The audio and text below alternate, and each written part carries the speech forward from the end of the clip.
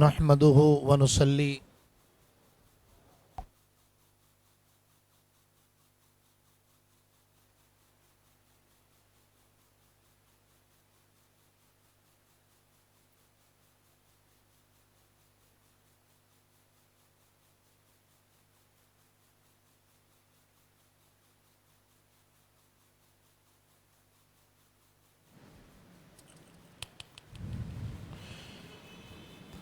نحمده ونصلي ونسلم على رسوله النبي الكريم اهدنا الصراط المستقيم صراط الذين أنعمت عليهم غير المغضوب عليهم ولا الضالين آمين قال الله تبارك وتعالى في القرآن المجيد إن الله وملائكته يصلون على النبي يا أيها الذين آمنوا صلوا عليه وسلموا تسليما اللهم صل على سيدنا مولانا محمد معظم الجود والكرم وآله وصحبه وبارك وسلم صلاة وسلام عليك يا سيدي يا مكي يا مدني يا عربي يا قرشي يا مطلب يا آقائي يا رسول الله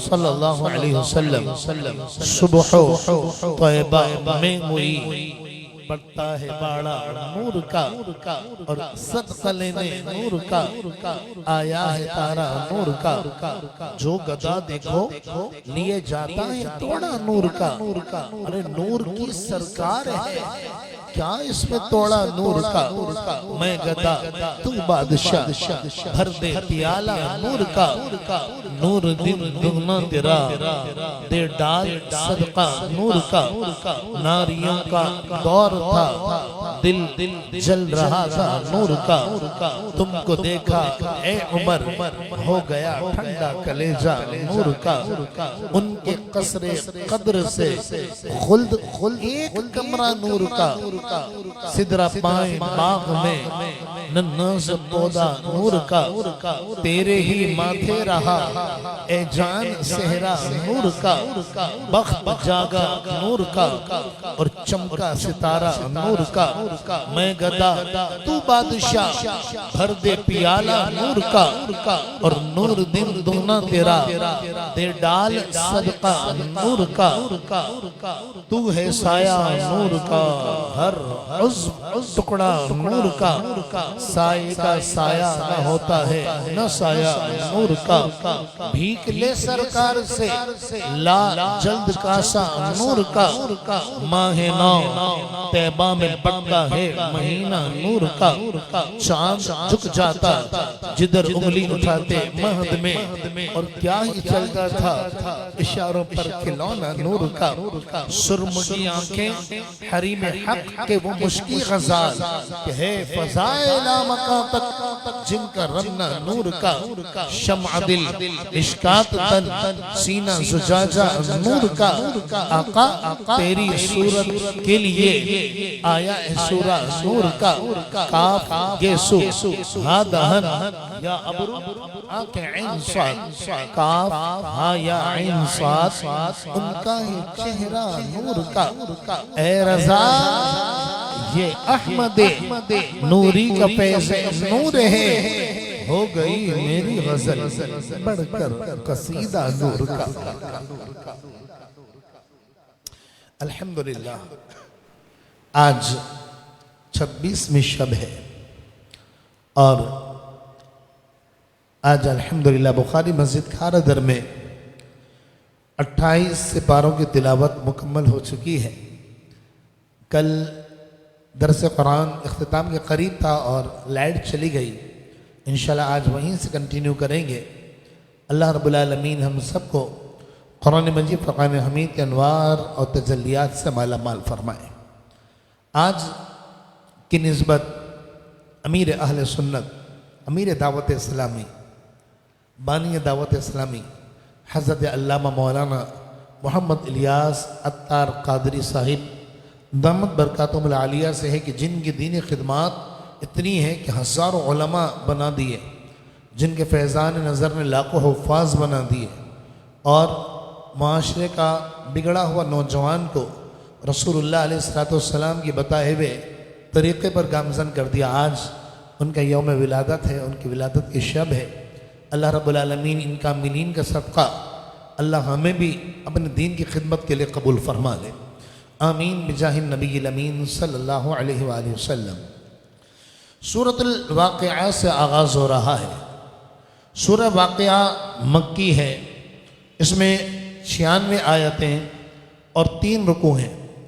ترتیب قرآن کے اعتبار سے اس کا نمبر ہے 56 اور نزول کے اعتبار سے ہے 46۔ بسم اللہ الرحمن الرحیم، اللہ کے نام سے شروع جو بہت مہربان نہایت رحم فرمانے والا ہے۔ اذا وقعت الواقعہ، جب قیامت واقع ہو جائے گی۔ آپ کو یاد ہوگا کہ میں درس قرآن میں بار بار یہ بات کی وضاحت کرتا رہتا ہوں کہ قیامت کا آنا اور اللہ کی بارگاہ میں پہنچنا اور جزا و سزا کا سلسلہ ہونا یہ حق ہے، اور یہ بڑا بنیادی عقیدہ اور بار بار قیامت کا ذکر قرآن نے کیا ہے۔ ارشاد فرمایا اذا وقعت الواقعہ، جب قیامت واقع ہو جائے گی، لیس لوقعتها کاذبہ، تو اس کے واقع ہونے کے وقت کوئی جھوٹ بولنے والا نہ ہوگا۔ خافضۃ الرافعہ، کسی کو وہ نیچا کرنے والی اور کسی کو اونچا کرنے والی ہوگی۔ اس آیت مبارکہ کی تفسیر سیدنا فاروق اعظم رضی اللہ تعالی عنہ نے فرمایا کہ اللہ کے دشمنوں کو جہنم میں قیامت پست کر دے گی اور اولیاء اللہ کو جنت میں بلند کر دے گی۔ خافضۃ الرافعہ، وہ قیامت کسی کو اونچا کرنے والی، نیچا کرنے والی اور کسی کو اونچا کرنے والی ہے۔ اذا رجت الارض رجا، جب زمین بڑے زور سے ہلا دی جائے گی۔ وبست الجبال بسا، اور پہاڑ ریزہ ریزہ کر دیے جائیں گے۔ فکانت ہباء منبثا، تو وہ بکھرا ہوا غبار ہو جائیں گے۔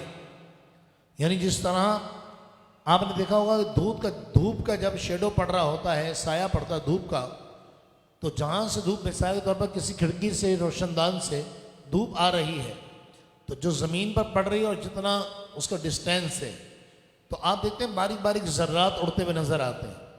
آپ اس کو پکڑنے کی کوشش کریں تو پکڑ نہیں سکتے۔ تو قرآن فرماتا ہے یہ سب باریک ہو جائیں گے پہاڑ۔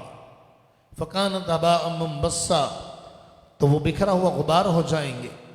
وکنتم ازواجا ثلاثا، اور تم لوگ 3 قسم میں تقسیم ہو جاؤ گے، 3 قسم کے لوگ ہوں گے۔ قرآن فرماتا ہے فاصحاب المیمنہ، تو دائیں طرف والے، سیدھے ہاتھ والے۔ ما اصحاب المیمنہ، کتنے اچھے ہیں دائیں طرف والے، یعنی جنتی۔ واصحاب المشأمہ، اور الٹے ہاتھ والے، بائیں طرف والے۔ ما اصحاب المشأمہ، کتنے برے ہیں بائیں طرف والے۔ یہ 2 طبقات قرآن نے بیان کر دی۔ تیسرا کون سا ہے؟ والسابقون السابقون، اور سبقت لے جانے والے، ایمان میں آگے بڑھنے والے ہی آگے بڑھنے والے ہیں۔ یہ کون لوگ ہیں بھئی؟ ایک تو ہیں جنتی، ایک ہے جہنمی، اور ایک وہ ہیں جو ان جنتیوں سے بھی آگے جن کا درجہ ہے، جنہیں سابقون الاولون قرآن نے کہا۔ یہ کون ہے جو سبقت لے گئے، جو آگے بڑھ گئے؟ چنانچہ مفسرین ارشاد فرماتے ہیں کہ یہ سبقت لے جانے والوں سے مراد مہاجرین ہیں، وہ صحابہ جو مہاجرین ہوئے، وہ صحابہ جو انصار ہیں، یہ سابقون الاولون ہیں، اور جو ان کے بعد آئے وہ سب پچھلے ہیں۔ بس جو انہوں نے ہجرت کر لی، ایمان لے آئے، انصار، اللہ فرماتا ہے والسابقون السابقون، آگے بڑھنے والے ہی آگے بڑھنے والے ہیں۔ اولئک المقربون، وہی اللہ کے مقرب ہیں۔ فی جنات النعیم، نعمت والی جنتوں میں ہوں گے۔ سلۃ من الاولین، بڑا گروہ پہلے لوگوں میں سے ہوگا۔ وقلیل من الاخرین، اور تھوڑے پچھلے لوگوں میں سے ہوں گے۔ علی سرر موضونۃ، یہ جنتی زر و جواہر سے مرصع تختوں پر بیٹھے ہوں گے، یعنی وہ تخت ایسے ہوں گے کہ ان میں زر و جواہر جڑے ہوئے ہوں گے، متکئین علیہا متقابلین، ان پر تکیہ لگے ہوئے ایک دوسرے کے سامنے بیٹھے ہوں گے، یطوفون علیہم ولدان مخلدون، ان کے پاس ہمیشہ رہنے والے غلام لڑکے گھوم رہے ہوں گے، بأکواب و اباریق وکأس من معین، مٹکوں اور جگوں اور شراب کے لبریز جاموں کے ساتھ، وہ لڑکے وہ خادم ان کے جنتیوں کے، وہ پاکیزہ شراب، یہ دنیا کی گندی شراب کی طرح نہیں ہوگی، کیونکہ جنت کی شراب یہ پاکیزہ ہوگی، شراباً طہورا، اور ایسی پاکیزہ ہوگی کہ نہ اس سے سر میں درد ہوگا، نہ عقل میں فطور آئے گا، جس طرح کہ دنیا کی بدبودار گندی غلیظ ناپاک اور حرام شراب ہے، فرمایا ایسا نہیں ہوگا، لا یصدعون عنہا، جس سے انہیں نہ سر درد ہوگا، ولا ینزفون، اور نہ ان کے عقل میں فطور آئے گا، یعنی بہکے گا نہیں انسان اس کو پی کر، ایک عجیب مشروب ہوگا، وفاکہۃ مما یتخیرون، اور ان کے پسندیدہ اور لذیذ پھل ہوں گے، ولحم طیر مما یشتہون، اور پرندوں کا گوشت ہوگا وہ جو چاہیں گے، وحور عین، اور حور عین ہوں گی، لا یسمعون فیہا لغوا ولا تأثیما، اس میں وہ کوئی بیہودہ بات، گناہ کی بات جنت میں نہیں سنیں گے، پھر کیا سنیں گے؟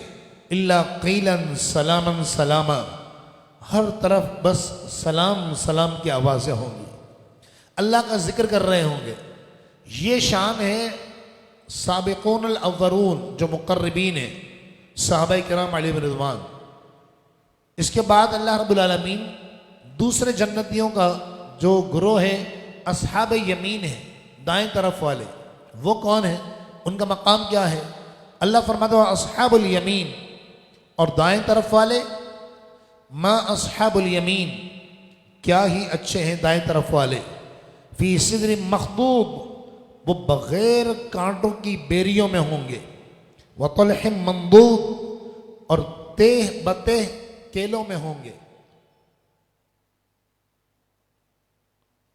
وظل ممدود، اور پھیلے ہوئے لمبے سایوں میں ہوں گے۔ حضرت ابو ہریرہ رضی اللہ تعالی عنہ روایت کرتے ہیں کہ سرکار دو عالم علیہ السلام نے سورہ واقعہ کی 30 اور 31 کی تفسیر میں فرمایا کہ جنت میں ایک درخت ہے، اس کے سائے میں ایک سوار اگر سوار ہو کر گھوڑے پر 100 سال تک چلتا رہے گا تو اس کا سایہ وہ ختم نہیں کر پائے گا، اس کو کراس نہیں کر پائے گا۔ تو قرآن فرماتا ہے وَظِلٍّ مَمْدُودٍ، اور وہ پھیلے ہوئے لمبے سایوں میں ہوں گے، وَمَاءٍ مَسْكُوبٍ، اور ہمیشہ چھلکتے ہوئے پانی میں ہوں گے، وَفَاكِهَةٍ كَثِيرَةٍ، اور بکثرت پھلوں میں ہوں گے، لَا مَقْطُوعَةٍ، جو کہ کبھی ختم نہ ہوں گے، وَلَا مَمْنُوعَةٍ، اور ان سے ان کو روک ٹوک نہ ہوگی، وَفُرُشٍ مَرْفُوعَةٍ، اور بلند و بالا بستروں پر ہوں گے۔ یہ بستر سونے کے لیے نہیں ہوگا، کیونکہ سرکار دو عالم علیہ السلام سے پوچھا گیا یا رسول اللہ جنت میں کیا نیند آئے گی؟ حضور نے فرمایا نہیں، نیند موت کا بھائی ہے اور جنت میں موت نہیں آئے گی۔ تو بستر کس لیے ہوں گے؟ پھر یہ بستر آرام کرنے کے لیے ہوں گے۔ اچھا، اس بستر کی اونچائی اللہ فرماتا نا وہ فرش مرفوعہ، بلند و بالا بستروں پر ہوں گے۔ یہ کتنا بلند بستر ہوگا؟ حضرت ابو سعید خدری رضی اللہ تعالی عنہ روایت کرتے ہیں، آپ فرماتے ہیں نبی کریم علیہ السلام نے خود وہ فرش مرفوعہ کی تفسیر بیان فرمائی، فرمایا ان بستروں کی اونچائی اتنی ہوگی جتنی زمین سے لے کر پہلے آسمان تک کی اونچائی ہے، یعنی 500 سال کا راستہ ہے زمین سے لے کر پہلے آسمان تک کا، تو فرمایا اتنی اونچائی ہوگی اور وہ 500 سال کی مسافت ہے۔ تو ایک بزرگ سے پوچھا گیا کہ کہ حضور یہ تو بڑی آزمائش ہو جائے گی کہ بندے کو آرام کرنا ہے تو پہلے وہ 500 سال اوپر چڑھے اور آرام کر کے نیچے اترے تو پھر 500 سال اترے تو 1000 سال تو یوں سائڈ میں ہو گئے. تو آپ نے فرمایا نہیں ایسا نہیں ہوگا. جب اللہ کے بندے کو اس بستر پر آرام کرنے کی نیت ہوگی نا، بستر خود بخود نیچے آ جائے گا، وہ اس پہ چڑھے گا، لیٹے گا، دوبارہ بستر 500 سال کے راستے پر پہنچ جائے گا. یہ قرآن فرماتا وہ فرش مرفوعہ، اور وہ بلند و بالا بستروں پر ہوں گی. سلۃ من الاولین، دائیں طرف والوں کا بڑا گروہ پہلے لوگوں میں سے ہوگا. وسلۃ من الآخرین، اور ایک بڑا گروہ بعد کے لوگوں میں سے ہوگا. اب یہ تو سب جنتیوں کی باتیں تھیں. اب آئی جہنمیوں کی باتیں. اللہ فرماتا ہے اصحاب الشمال، اور یہ جو بائیں طرف والے ہیں، الٹے ہاتھ والے یعنی جہنمی، ما اصحاب الشمال، کیسے برے ہیں یہ بائیں طرف والے. فی سموم و حمیم، وہ جہنم کی گرم ہوا اور کھولتے ہوئے پانی میں ہوں گے. وظل من یحموم، اور جلتے ہوئے سیاہ کالے دھوئیں کے سائے میں ہوں گے. لا بارد ولا کریم، جو کہ نہ ٹھنڈا ہوگا نہ فرحت بخش ہوگا. انہم کانوا قبل ذالک مترفین، بے شک وہ اس سے پہلے بہت خوشحال تھے، قیامت کا مذاق اڑایا کرتے تھے. اللہ رب العالمین ارشاد فرماتا ہے وَكَانُوا يَقُولُونَ وَكَانُوا يُصِرُّونَ عَلَى الْحِنْثِ الْعَظِيمِ، وہ بڑے گناہ بھی یعنی شرک پر اصرار کرتے تھے، شرک کیا کرتے تھے. وَكَانُوا يَقُولُونَ، اور وہ دنیا میں کہا کرتے تھے أَإِذَا مِتْنَا وَكُنَّا تُرَابًا وَعِظَامًا أَإِنَّا لَمَبْعُوثُونَ، کیا جب ہم مر جائیں گے اور مٹی ہو جائیں گے کیا ہمیں دوبارہ اٹھایا جائے گا؟ أَوَ آبَاؤُنَا الْأَوَّلُونَ، یا ہمارے پہلے باپ دادا کو جو مر چکے ان کو دوبارہ زندہ کیا جائے گا؟ قل، اے محبوب آپ فرمائیے ان الاولین والآخرین لمجموعون، بے شک تمام اولین تمام آخرین سب کے سب ضرور جمع کیے جائیں گے. الی میقات یوم معلوم، ایک مقررہ دن کے وقت پر. ثم انکم ایھا الضالون المکذبون، پھر بے شک تم اے گمراہوں جھٹلانے والوں، تم ضرور تھوہڑ کے درخت سے کھانے والے ہو. فمالئون منہ البطون، پھر اسی سے پیٹوں کو بھرنے والے ہو. فشاربون علیہ من الحمیم، پھر اس پر کھولتے ہوئے پانی کو پینے والے ہو. فشاربون شرب الہیم، پس تم سخت پیاسے کی طرح، پیاسے اونٹ کی طرح پیو گے. ھذا نزلہم یوم الدین، یہ قیامت کے دن ان کے لیے مہمانی ہوگی. ان ھذا لہو الحق الیقین، بے شک یہ ضرور حق الیقین ہے، قیامت قائم ہونی ہے. فسبح باسم ربک العظیم، تو حبیب آپ اپنے عظیم رب کے نام کی تسبیح بیان کیجیے. اللہ رب العالمین آج جو ذکر ہوا جو کل رہ گیا تھا، اور اللہ رب العالمین نے جن جنتیوں کو ذکر کیا، ہمارے اعمال اور کرتوت تو اس قابل نہیں ہے، لیکن وہ کریم ہے، وہ پروردگار ہے، اس نے ایمان دیا ہے، اس نے جماعت میں لیا ہے. اب انشاءاللہ یہ ایمان نہیں جائے گا. اللہ پاک ہم سب کے ایمانوں کی حفاظت فرمائے. آمین بجاہ نبی الامین صلی اللہ علیہ وسلم. محبت کے ساتھ درود پاک پڑھ لیجیے. اللہم صلی علی سیدنا مولانا محمد معدن الجود والکرم وآلہ وصحبہ وبارک وسلم.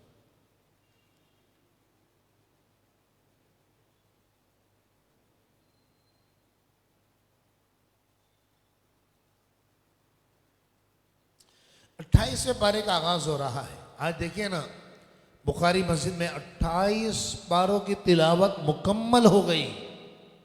کل کی بات لگتی ہے کہ یادگار رمضان کا آغاز ہوا تھا، چاند نظر آیا تھا، صرف 2 پارے باقی رہ گئے. 29ویں شب کو ختم قرآن ہے، کل 27ویں شب ہے، چوتھی طاق رات ہے. کل کسی تیزی سے وقت گزرتا جا رہا ہے. رمضان آیا، رحمت لٹا کر چلا گیا.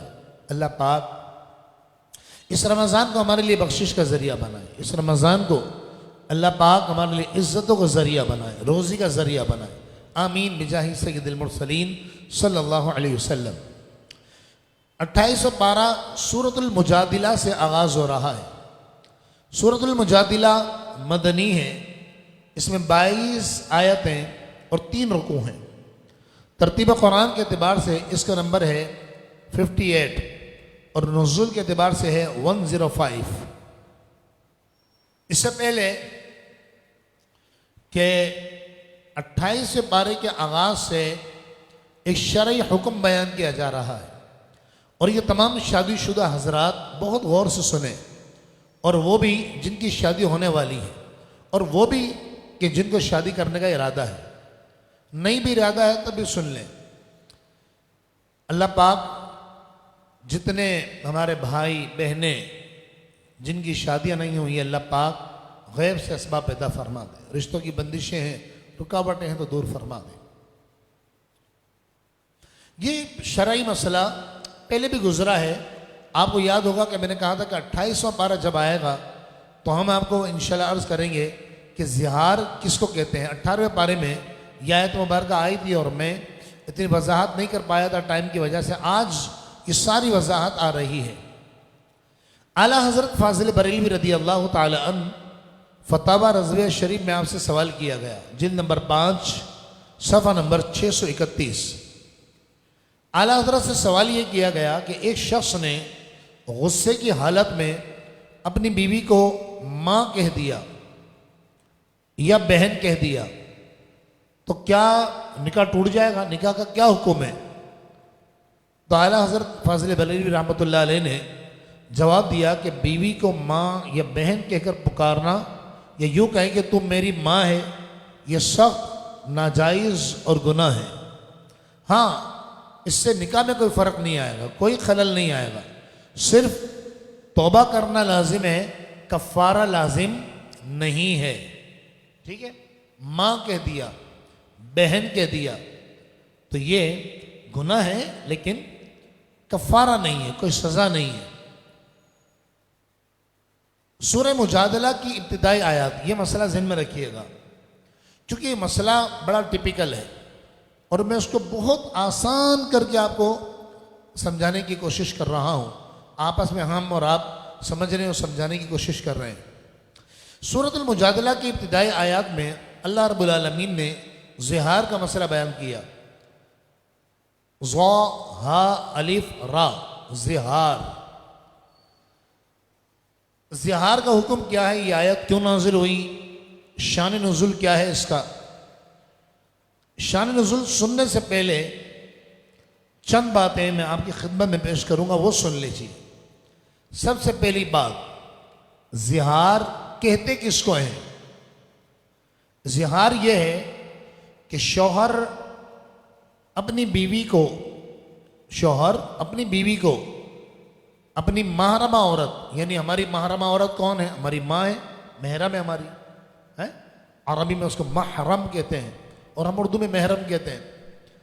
ہماری بہن ہے، ٹھیک ہے، ماں ہے، رضائی ماں ہے، خالہ ہے، پھوپھی ہے، یہ ہماری محرمہ ہیں اور ان کو ہمیں بلا حجاب دیکھنا جائز ہے، بلکہ والدہ کو دیکھنا تو ثواب ہے۔ خیر، تو اب شوہر نے کیا کیا کہ اپنی بیوی کو تشبیہ دی اس نے، اور تشبیہ دی محرمہ عورت کے ایسے حصے سے کہ جو حصہ محرمہ عورت کا دیکھنا حرام ہے، مرد کو، بیٹے کو بھی حرام ہے، جیسے پیٹ ہے، پیٹ ہے، ران ہے۔ مثلا یوں کہا بیوی کو کہ تو مجھ پر میری ماں کی ران کی طرح ہے، پیٹ کی طرح ہے، پیٹ کی طرح ہے، تو یہ اس سے بیوی ناجائز ہو جائے گی۔ ایسا کرنا زہار کہلاتا ہے، اور اب اس کے لیے بیوی حلال نہیں ہوگی جب تک کہ یہ اس کا کفارہ زہار ادا نہ کرے۔ کفارہ کیا ہے؟ انشاءاللہ آگے میں عرض کر رہا ہوں۔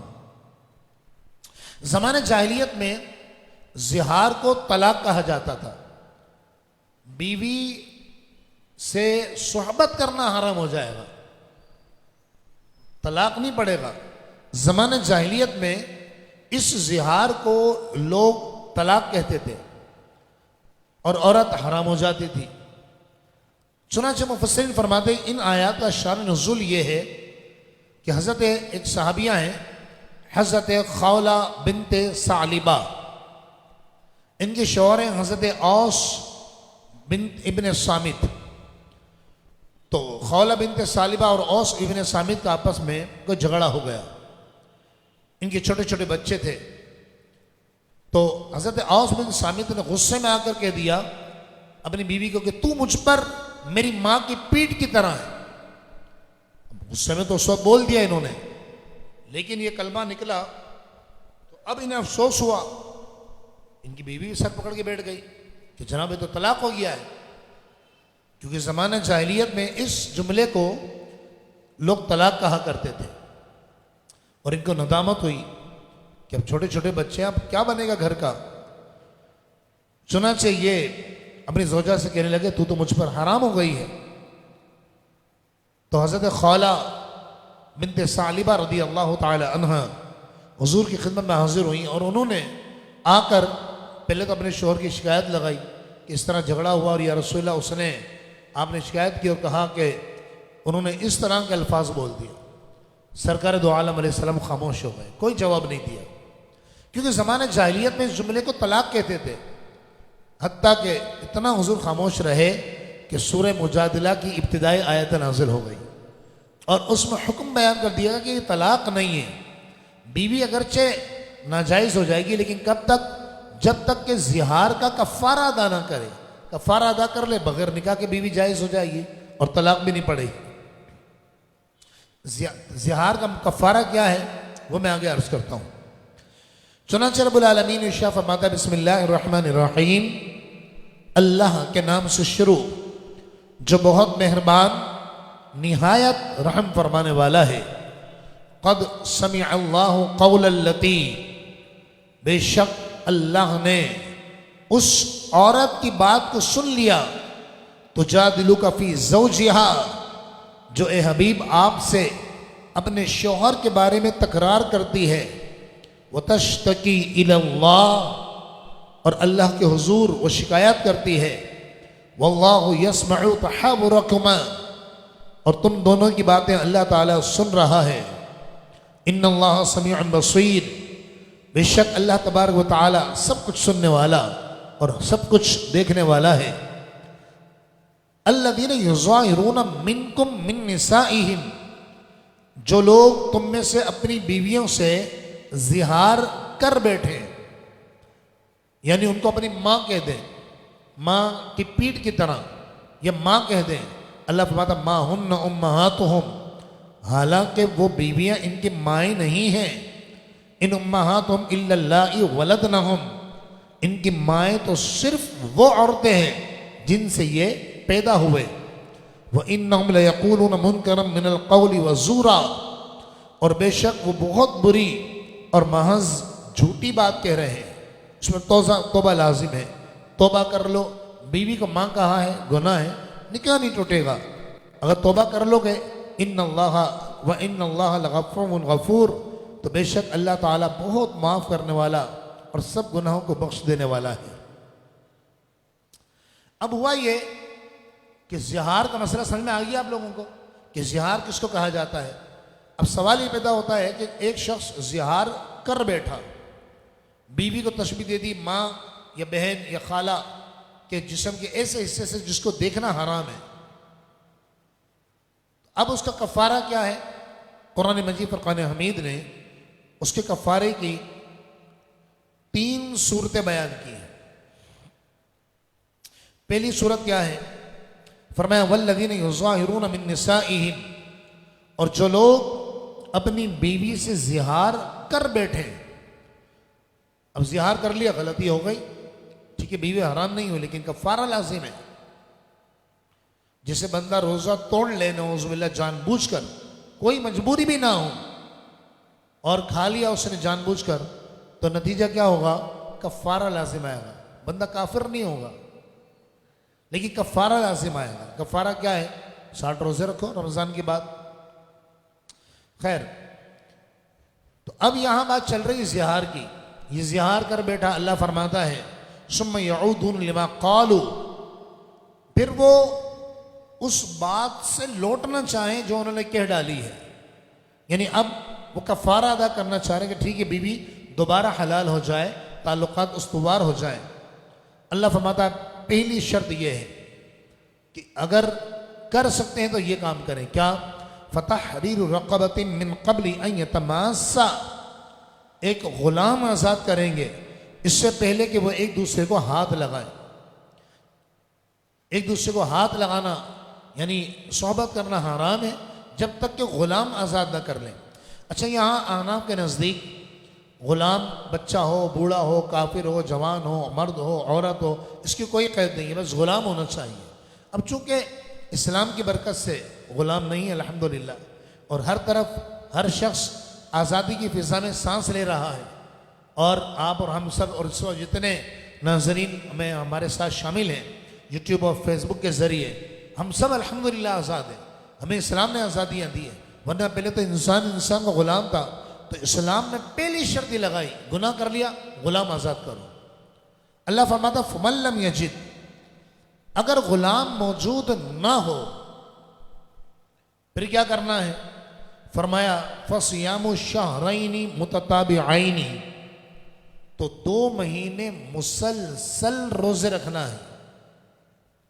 من قبل ان یتماسا، اس سے پہلے کہ وہ ایک دوسرے کو چھوئیں، یعنی جب تک وہ 2 مہینہ اگر غلام نہیں ہے، جیسے آج کل کا دور ہے تو غلام نہیں ہے، تو جب تک وہ 2 مہینے کے روزے نہیں رکھ رہتا مسلسل، اس وقت تک وہ بیوی کو ٹچ نہیں کر سکتا۔ ٹچ کا مطلب کیا ہے میں اس کی وضاحت نہیں کرنا چاہ رہا، آپ سمجھ جائیے۔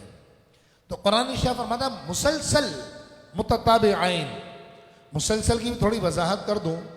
مسلسل کا مطلب یہ ہے کہ کسی بھی وجہ سے وہ روزے چھوٹنے نہیں چاہیے۔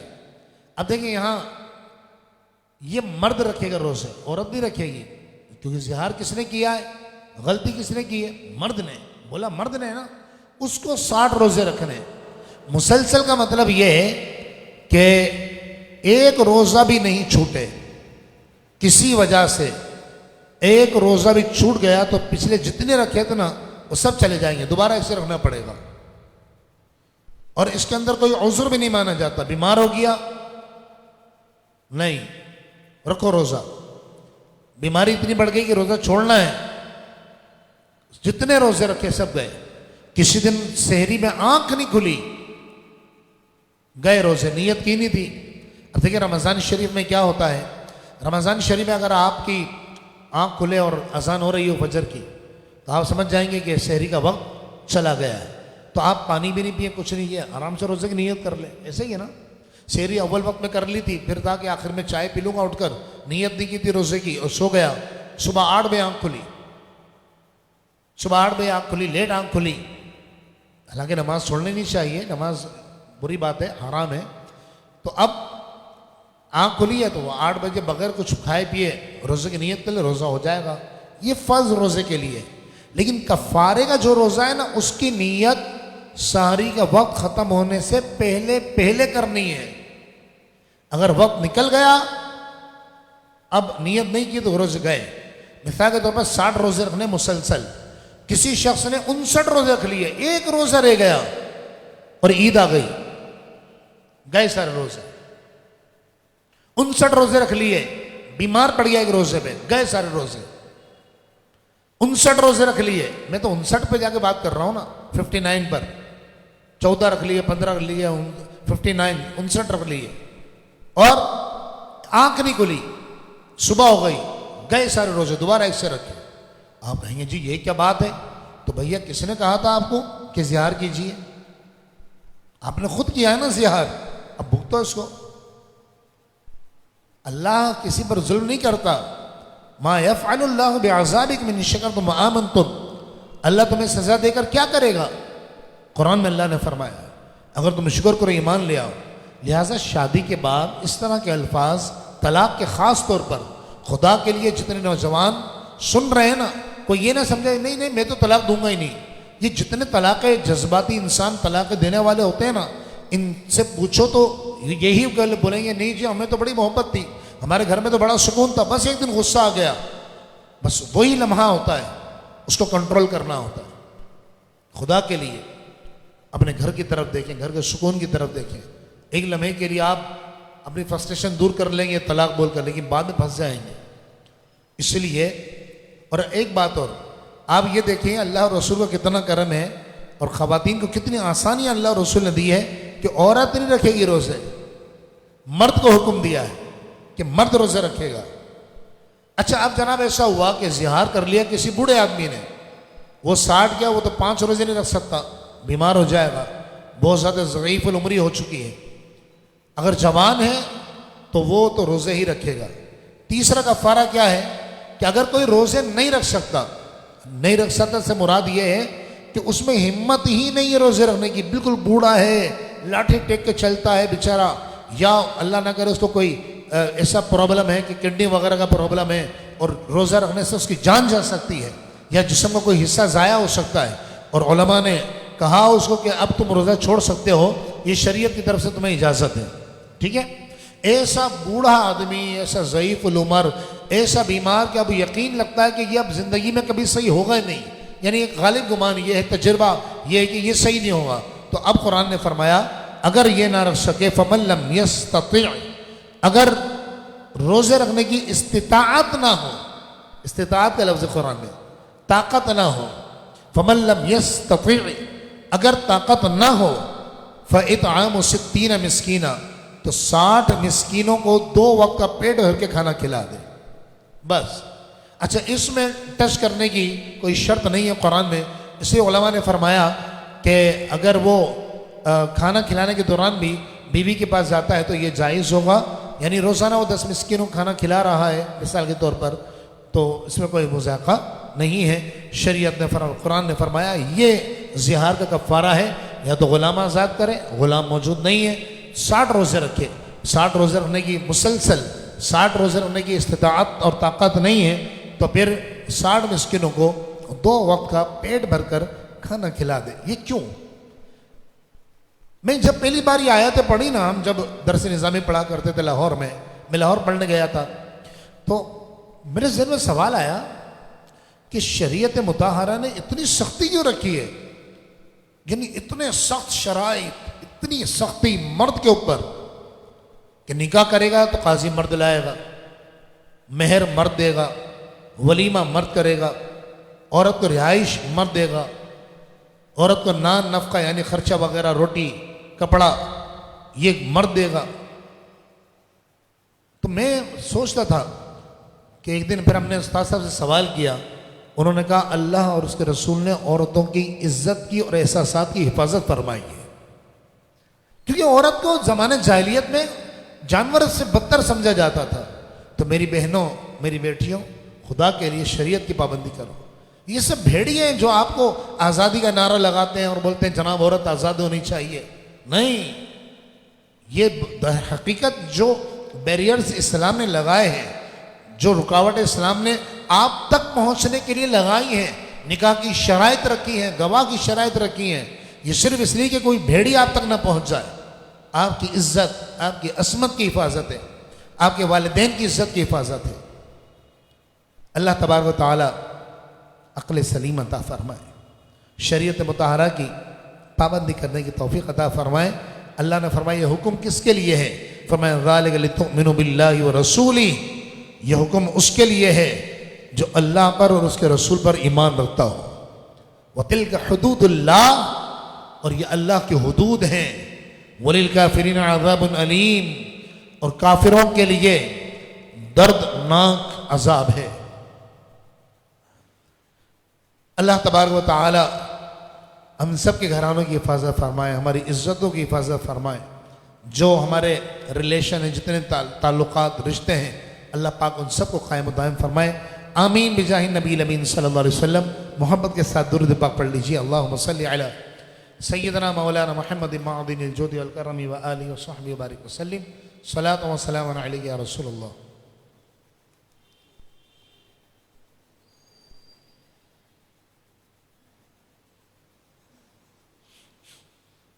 ماشاءاللہ بہترین جا, بہت اچھا. ایک بات میں آپ کو عرض کروں، جو اس وقت براہ راست سن رہے ہیں، آپ کو اندازہ بھی نہیں ہوگا کہ آپ کو تفسیر قرآن کی عادت پڑ چکی ہے۔ یہ تو آپ کو 30ویں شب کو پتہ پڑے گا، جب 30ویں شب آئے گی نا انشاءاللہ، اگر چاند ہو گیا تو چاند رات ہوگی، ورنہ 30واں روزہ بھی ہوگا انشاءاللہ، کیونکہ 29 کو تو ختم قرآن ہو جائے گا اور اگلی رات کو پھر تفسیر تھوڑی ہوگی۔ تو یہ ایک نشہ ہوتا ہے، حقیقت پاکیزہ نشہ، محبت والا نشہ۔ یہ قرآن کی ایک تاثیر ہے، ایک چاشنی ہے، ایک محبت ہے، ایک الفت ہے۔ یہ آپ کو ابھی آپ کو اندازہ نہیں ہوگا، کیونکہ آپ روزانہ آپ تراویح پڑھ کے اپنے فیملی کے ساتھ، گھر والوں کے ساتھ تفسیر سننے بیٹھ جاتے ہیں۔ اللہ پاک قبول فرمائے آپ کی محبتوں کو، لیکن اب یہ تیزی سے ختم ہو، اختتام کی طرف ہے قرآن پاک۔ آج 28واں پارہ ہے، کل 29واں پارہ ہے، پھر تو ایک ہی پارہ ہے۔ بس اللہ پاک ہمیں اسی طرح قرآن سے محبت عطا فرمائے، اسی طرح قرآن سے الفت عطا فرمائے۔ سورۃ الحشر سے آغاز ہو رہا ہے۔ سورۃ الحشر مدنی ہے، اس میں 24 آیتیں اور 3 رکوع ہیں۔ ترتیب قرآن کے اعتبار سے اس کا نمبر ہے 59 اور نزول کے اعتبار سے ہے 101۔ بسم اللہ الرحمن الرحیم، اللہ کے نام سے شروع جو بہت مہربان نہایت رحم فرمانے والا ہے۔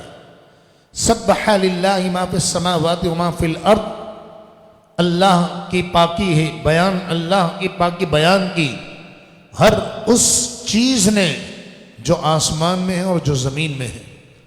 وَهُوَ الْعَزِيزُ الْحَكِيمُ، اور وہی بہت غالب اور بڑی حکمت والا ہے۔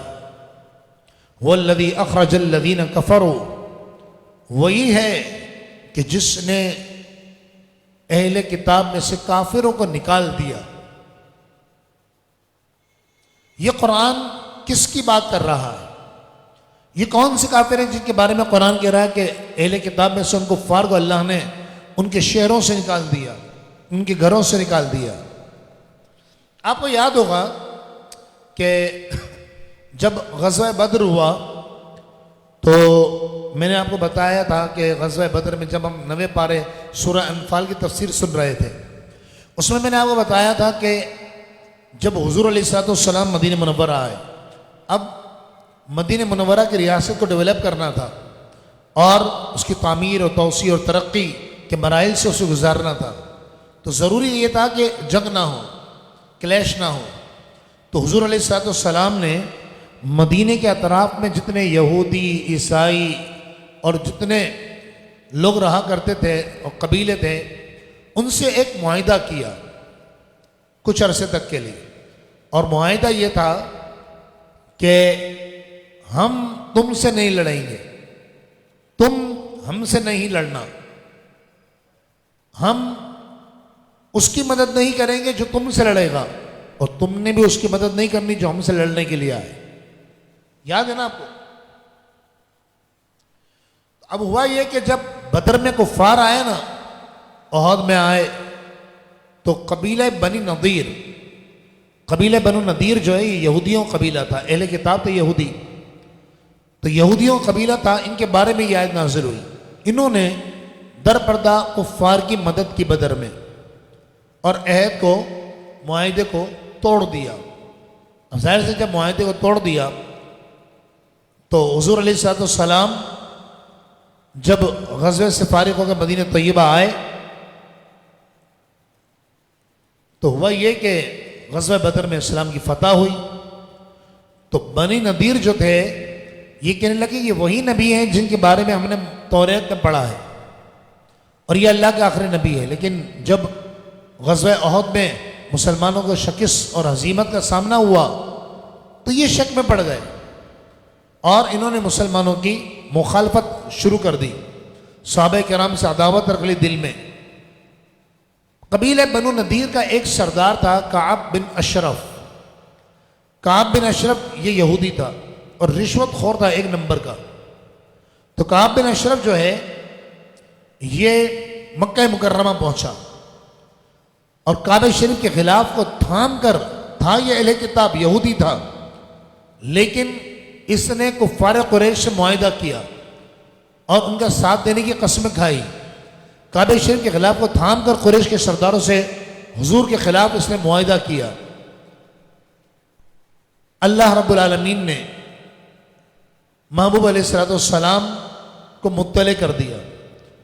اس سے پہلے بھی اس کی خیانت ظاہر ہو چکی تھی ان قبیلے والوں کی، کہ ایک بار بہت بڑا پتھر حضور کے راستے میں انہوں نے اوپر ایک پہاڑی پر رکھ دیا کہ یہاں سے رسول اللہ گزریں گے اور ہم یہ بہت بڑی چٹان کو دھکا دے دیں گے، جس کے نیچے نعوذ باللہ رسول اللہ دب جائیں گے اور وہ شہید ہو جائیں گے۔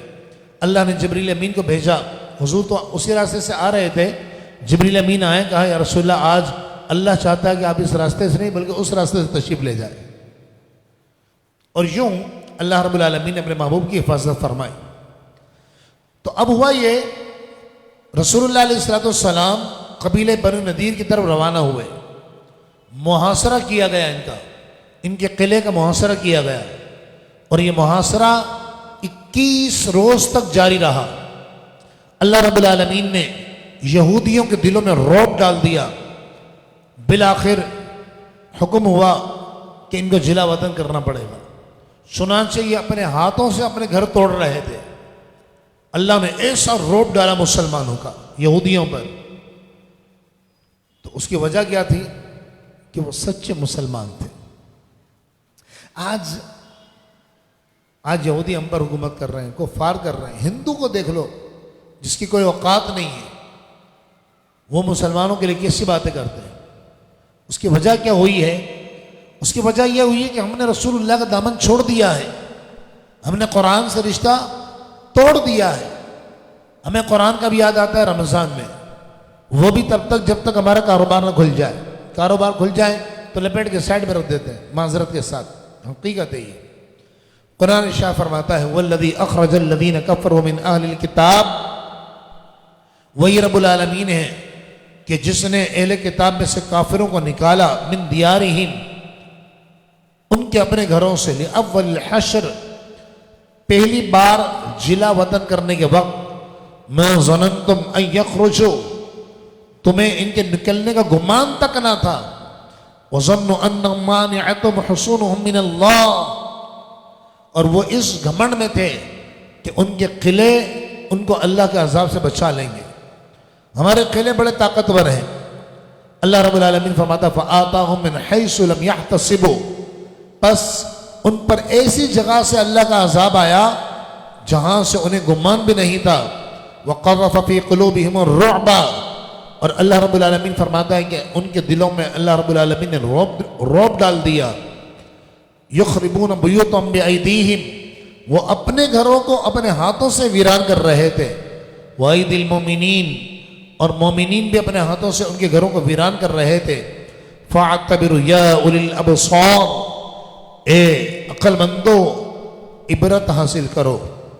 ولولا ان کتب اللہ علیہم الجلاء، اور اگر اللہ نے ان کے لیے جلا وطنی مقرر نہ کی ہوتی، لعذبہم فی الدنیا، تو ضرور دنیا میں ہی انہیں عذاب آ جاتا، لیکن اللہ نے جلا وطن کر دیا بس ان کو۔ وَلَهُمْ فِي الْآخِرَةِ عَذَابُ النَّارِ، اور ان کے لیے آخرت میں جہنم کا عذاب ہے۔ یہ سزا ان کو کیوں ملی؟ اللہ فرماتا ذَلِكَ بِأَنَّهُمْ شَاقُّوا اللَّهَ وَرَسُولَهُ، یہ سزا اس لیے ملی کہ انہوں نے اللہ اور اس کے رسول کی مخالفت کی۔ وَمَنْ يُشَاقِّ اللَّهَ، اور جو کوئی اللہ کی مخالفت کرے گا، فَإِنَّ اللَّهَ شَدِيدُ الْعِقَابِ، بے شک اللہ تبارک و تعالی سخت عذاب دینے والا ہے۔ آخر میں اس سورہ مبارکہ کے آخر میں رب العالمین نے فرمایا لو انزلنا هذا القرآن على جبل، اگر ہم اس قرآن کو کسی پہاڑ پر نازل کرتے۔ آپ کو پتہ ہے قرآن کہاں اترا ہے؟ قرآن 27 شب کو، لیلۃ القدر کی رات کو، یک بارگی لوح محفوظ سے آسمان دنیا پر نازل ہوا، اور آسمان دنیا سے 23 سال کے عرصے تک رسول اللہ کے دل پر قرآن اترتا رہا۔ میرے آقا کا دل کیسا پہاڑ سے زیادہ مضبوط ہوگا۔ اللہ نے محبوب کے قلب اطہر کو، دل مبارک کو کیا شان اور کیا عظمت عطا فرمائی ہوگی۔ اب سنیے قرآن کیا فرماتا ہے. حضور کے دل پر قرآن نازل ہوا نا, اللہ نے فرمایا اگر ہم پہاڑ پہ اتارتے قرآن تو کیا ہوتا. لو انزلنا هذا القرآن على جبل, اگر ہم اس قرآن کو کسی پہاڑ پر اتارتے, نازل کرتے, لرأيته خاشعا متصدعا من خشية الله, تو یہ سننے والے تو اللہ کے خوف سے اسے جھکتا ہوا اور پھٹتا ہوا دیکھتا کہ وہ اللہ کے خوف سے ریزہ ریزہ ہو گیا ہے. هو اللہ الذی لا الہ الا ہو, وہی اللہ ہے جس کے علاوہ کوئی عبادت کے لائق نہیں ہے. یہ سورۃ الحشر کی آخری 3 آیتیں ہیں. حدیث پاک میں فرمایا گیا جو کوئی صبح اس کو ایک بار پڑھ لے اور ایک بار شام کو پڑھ لے, فرمایا اللہ رب العالمین اسے شہداء کا ثواب اور اجر عطا فرماتا ہے, اور اس دن وہ مر جائے تو اللہ تعالیٰ اس کا مقام شہداء میں عطا فرماتا ہے. فرمایا هو اللہ الذی لا الہ الا ہو, وہی اللہ ہے کہ جس کے علاوہ کوئی معبود نہیں, وہی معبود ہے. عالم الغیب والشہادہ, ہر پوشیدہ اور ہر ظاہر کو جاننے والا ہے. هو الرحمن الرحیم, وہ بہت مہربان نہایت رحم فرمانے والا ہے. مفسرین فرماتے ہیں کہ یہ قرآن کی 3 آیتیں جو ہے نا سورہ حشر کی, یہ 3 آیتیں وہ ہیں کہ جس میں سب سے زیادہ اللہ کے نام بیان کیے گئے. پورے قرآن میں کہیں نہیں ہے اتنے زیادہ نام جتنے ان صرف 3 آیتوں میں بیان کی گئے. هو اللہ الذی لا الہ الا ہو, وہی اللہ ہے کہ اس کے علاوہ کوئی معبود نہیں. الملک القدوس السلام, الملک وہ بادشاہ ہے, القدوس بہت پاک ہے, السلام ہر نقص سے سالم ہے, المؤمن امان دینے والا ہے. ہم کون ہیں؟ مومن, اور مومن اللہ کا نام ہے. حضرت کعب الاحبار رضی اللہ تعالیٰ عنہ فرماتے ہیں کہ یہ صرف حضور کی امت کا شرف ہے, یہ مقام یہ مرتبہ صرف حضور کی امت کو دیا گیا کہ اللہ نے اپنا نام حضور کی امت کو عطا کیا مومن. پچھلی امتوں کو مومن نہیں کہا جاتا تھا, پھر کیا کہا جاتا تھا؟ مساکین. اللہ فرماتا نا میں یا ایھا الذین آمنو, اے ایمان والو, اے مومنوں. انہیں کہا جاتا یا ایھا المساکین, اے مسکینوں محتاجوں. توریت میں اور زبور میں اور انجیل میں جو خطاب کیے گئے وہ اس طرح کیے گئے, صحیفوں میں کیے گئے اس طرح کیے گئے. یہ صرف حضور کا صدقہ ہے کہ اللہ نے ہم گناہ گاروں کو اپنا نام عطا فرما دیا ہے. فرمایا المؤمن, وہ امان دینے والا ہے. المہیمن, نگاہ بان ہے. العزیز, بہت غالب ہے. الجبار, بڑی عظمت والا ہے. المتکبر, کبریائی والا ہے. سبحان اللہ عما یشرکون, اللہ پاک ہے ان سب باتوں سے جنہیں یہ اللہ کا شریک ٹھہراتے ہیں. وہ اللہ الخالق, وہی اللہ ہے, وہ خالق ہے, پیدا کرنے والا ہے, تخلیق کرنے والا ہے. الباری, پیدا کرنے والا ہے. المصور, ہر ایک کو صورت دینے والا ہے. اللہ اکبر. یہ اللہ رب العالمین کی وہ صفت مصور, ہر ایک کو صورت دینے والا. کہ آپ یہ دیکھیں کتنا ہی بڑا رائٹر ہو, جو خطاط ہو, مصور ہو, اگر وہ شکلیں بنانا شروع کرے نا تو ایک وقت آئے گا کہ وہ مماثلت شروع کر دے گا. لیکن اللہ رب العالمین نے, آپ سوچئے کہ کتنا اللہ رب العالمین کے کیسا شاہکار ہے. یہ جو ہمارا چہرہ ہے نا, اللہ فرماتا لقد خلقنا الانسان فی احسن تقویم, ہم نے انسان کو حسین ترین صورت میں بنایا ہے. یہ جو حسین ترین صورت ہے نا انسان کی, آپ کو پتہ ہے انسان کی صورت فرشتوں سے زیادہ خوبصورت ہے. کیونکہ اگر فرشتوں کی خوبصورت زیادہ ہوتی تو انبیاء کرام فرشتوں کی صورت میں آتے, لیکن انبیاء کرام انسان بن کر تشریف لائے. من انفسکم, تمہیں میں سے آئے. تو یہ حسین ترین صورت اللہ نے بنائی انسان کی. اور آپ یہ دیکھیے کہ سب کو ایک جیسی صورت دی ہے, ایک جیسی چیزیں دی ہیں چہرے پر.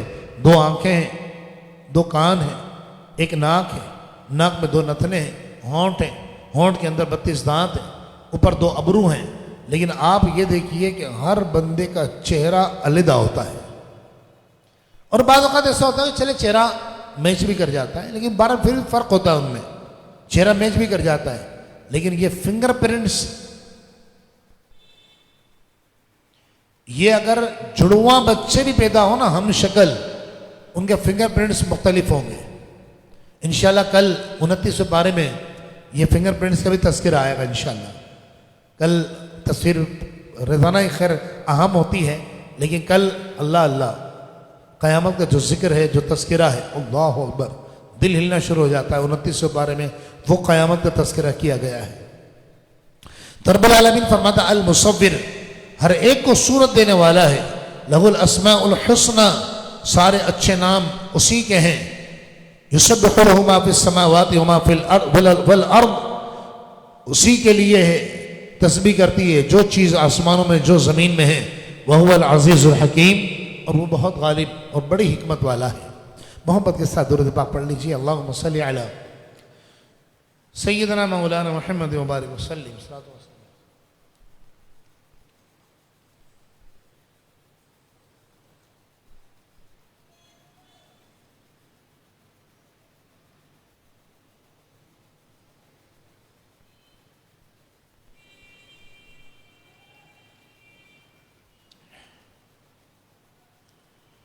سورۃ الممتحنہ سے آغاز ہو رہا ہے. سورۃ الممتحنہ مدنی ہے. اس میں 13 آیتیں اور 2 رکوع ہیں. ترتیب قرآن کے اعتبار سے اس کا نمبر ہے 60 اور نزول کے اعتبار سے ہے 91. اس سے پہلے کہ ہم سورۃ الممتحنہ کا آغاز کریں، اس کو سنیں، اس کا ترجمہ سنیں، اس کا شان نزول بیان کر دوں میں آپ کو. ہوا یہ کہ فتح مکہ کی تیاریاں ہو رہی تھی. حضور مکہ فتح کرنے جا رہے تھے صلی اللہ علیہ وسلم. تو بنی ہاشم کے خاندان کی کنیز آئی حضور کی بارگاہ میں، اور بارگاہ اقدس میں حاضر ہو کر اس نے اپنی محتاجی کا ذکر کیا. میں بڑی غریب ہوں، میرے آقا نے اس کی مدد فرما دی. تو ایک صحابی رسول حضرت حاطب بن ابی بلتعہ رضی اللہ تعالی عنہ، تو حاطب بن ابی بلتعہ نے اس سے ملاقات کی، اس سے ملے اور اس کو ایک خفیہ خط دیا تنہائی میں، اور اس سے کہا کہ تم جا کر یہ خط قریش کے سرداروں کو پہنچا دینا. اس خط کے اندر لکھا ہوا کیا تھا؟ اس میں خط میں چونکہ جب جنگ کی تیاری کی جاتی ہے تو بڑا معاملے کو سیکریٹ رکھا جاتا ہے، خفیہ رکھا جاتا ہے کہ کسی کو بھی پتہ نہیں پڑے. تو اب ہوا یہ کہ ظاہر سی بات ہے مکہ فتح کرنا تھا، ان کا ظلم و ستم کفار کا بڑھتا چلا جا رہا تھا، اور اللہ کے گھر کو بتوں سے پاک کرنا تھا. تو سرکار دو عالم علیہ السلام کہ یہ صحابی حضرت حاطب بن ابی بلتعہ نے خط لکھا کہ رسول اللہ حملے کا ارادہ رکھتے ہیں، لہٰذا تم اپنے بچاؤ کی تدبیر کر لو. ادھر یہ خط لے کر روانہ ہوئی، اور اللہ نے اپنے محبوب کو مطلع کر دیا کہ خط جا چکا ہے. چنانچہ رسول اللہ علیہ السلام نے چند صحابہ کو بلایا، ان کے لیڈر، ان کا سپہ سالار حضرت مولا کائنات علی المرتضیٰ شیر خدا رضی اللہ تعالی عنہ کو بنایا اور فرمایا اے علی جاؤ، ایک عورت جا رہی ہوگی، اور روضہ خاخ یہ ایک مقام ہے. جب آپ مکہ مکرمہ سے مدینہ منورہ جاتے ہیں تو راستے میں ایک مقام آتا ہے، وہاں بورڈ بھی لگا ہے روضہ خاخ. تو جب میں نے پہلی مرتبہ وہ دیکھا تھا تو مجھے یہ قرآن کی آیت یاد آ گئی کہ حضور نے فرمایا تھا وہ عورت تمہیں ملے گی کہاں؟ روضہ خاخ پہ. جو ہو چکا ہے جو ہوگا حضور جانتے ہیں، حضور سب جانتے ہیں. وہ عورت نکل چکی ہے، میرے آقا نے فرمایا وہ تمہیں ملے گی روضہ خاخ پہ. اس کے پاس حاطب بن ابی بلتعہ کا خط ہے جو اہل مکہ کے نام ہے، یہ خط اس سے لے لو، اگر نہ دے تو اس کی گردن اڑا دو. اتنا سخت احکامات، کیونکہ مکی کو بتوں سے پاک کرنا تھا. لیجیے جناب حضرت علی المرتضیٰ واقع پہنچے اور روضہ خاک پر اس عورت کو گرفتار کر لیا. اس سے پوچھا، اس نے جھوٹی اللہ کی قسم کھا لی اور کہنے لگی میرے پاس خط نہیں ہے. مولا کائنات کا ایمان تو دیکھیے. حضرت علی کہنے لگے خدا کی قسم یہ اللہ کی جھوٹی قسم کھا رہی ہے, اللہ کے محبوب سچے ہیں. چنانچہ خط نکل آیا اس عورت کے پاس سے, اس کو گرفتار کر کے وہاں لے گئے. اب حاتب بن ابی بلتع رضی اللہ تعالیٰ عنہ کو بلایا گیا. ان سے پوچھا گیا تم نے یہ حرکت کیوں کی؟ ظاہر سی بات ہے صحابہ رسول ہیں اور ایک غلطی تو ہوئی تھی ان سے. یاد رکھیے گا اہل سنت کا عقیدہ یہ ہے کہ معصوم صرف اور صرف یا تو فرشتے ہیں یا اللہ کے نبی ہیں, کہ جن سے گناہ غلطی نہیں ہو سکتی. جمہور اہل سنت کا عقیدہ یہی ہے.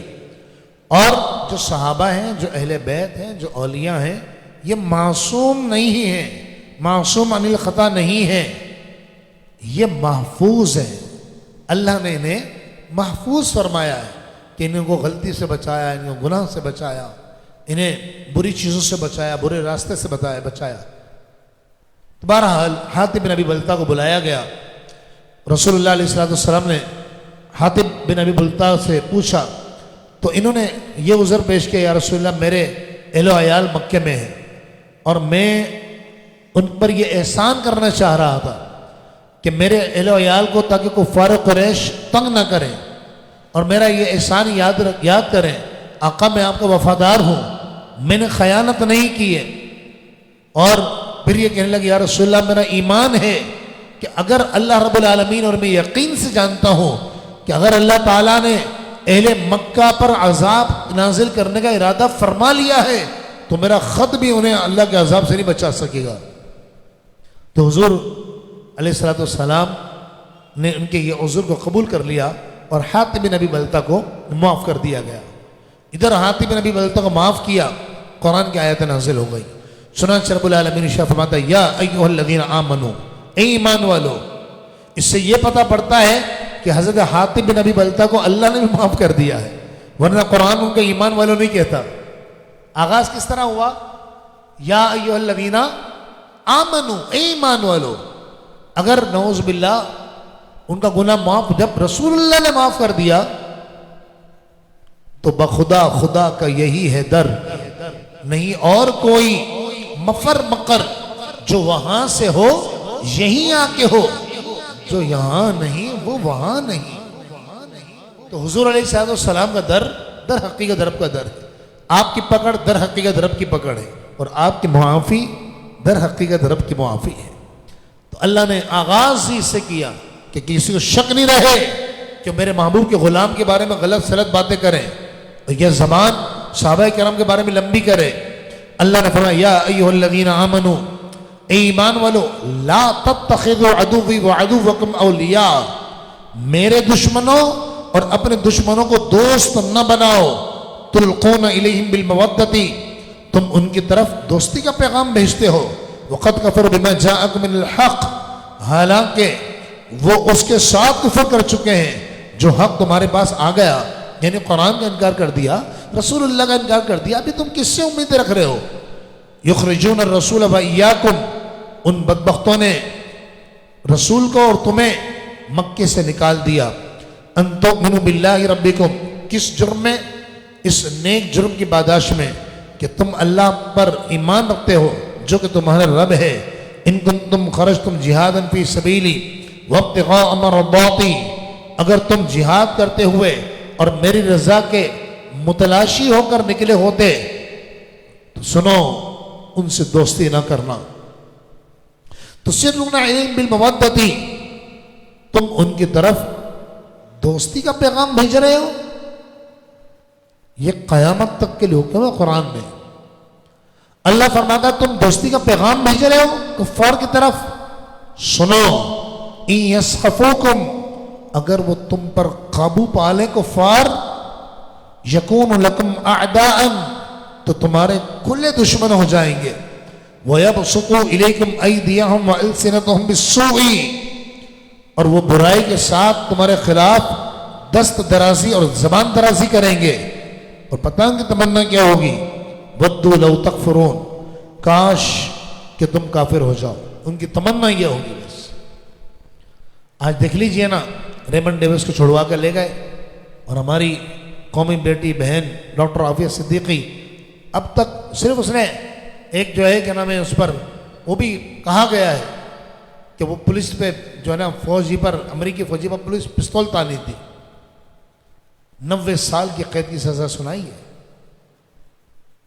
خدا را ابھی بھی ہوش کیجیے، یہ کفار کی دوستی یہ ہمیں کامیاب نہیں ہونے دے گی۔ کامیابی قرآن فرما رہا ہے، ان کی تو تمنا یہ ہے کہ تمہیں یہودی بنا دے، نصرانی بنا دے، کافر بنا دے۔ قرآن فرما رہا ہے، میری تو بات ہی نہیں ہے نا، یہ کوئی غلام دستگیر کا کہنا تھوڑا ہی ہے، یہ تو قرآن کا فرمانا ہے۔ اللہ نے فرمایا سنو، لن تنفعکم ارحامکم ولا اولادکم یوم القیامہ، تمہاری رشتہ داریاں اور تمہاری اولاد قیامت کے دن تمہیں ہرگز نفع نہ دے گی۔ یفصل بینکم، اللہ ہی تمہارے درمیان فیصلہ فرمائے گا۔ واللہ بما تعملون بصیر، اور اللہ تبارک و تعالی تمہارے ہر کام کو دیکھ رہا ہے۔ اللہ رب العالمین ان پیاروں کا صدقہ اللہ پاک مسلمانوں کو عقل سلیم عطا فرمائے، مسلمانوں کو اللہ رب العالمین ہدایت عطا فرمائے۔ اللہ پاک ہمیں غیروں کے طریقے پر چلنے سے محفوظ و معمون فرمائے۔ آمین بجاہ سید المرسلین صلی اللہ علیہ وسلم۔ محبت کے ساتھ درود پاک پڑھ لیجیے، اللہم صلی علی سیدنا و مولانا محمد وبارک وسلم۔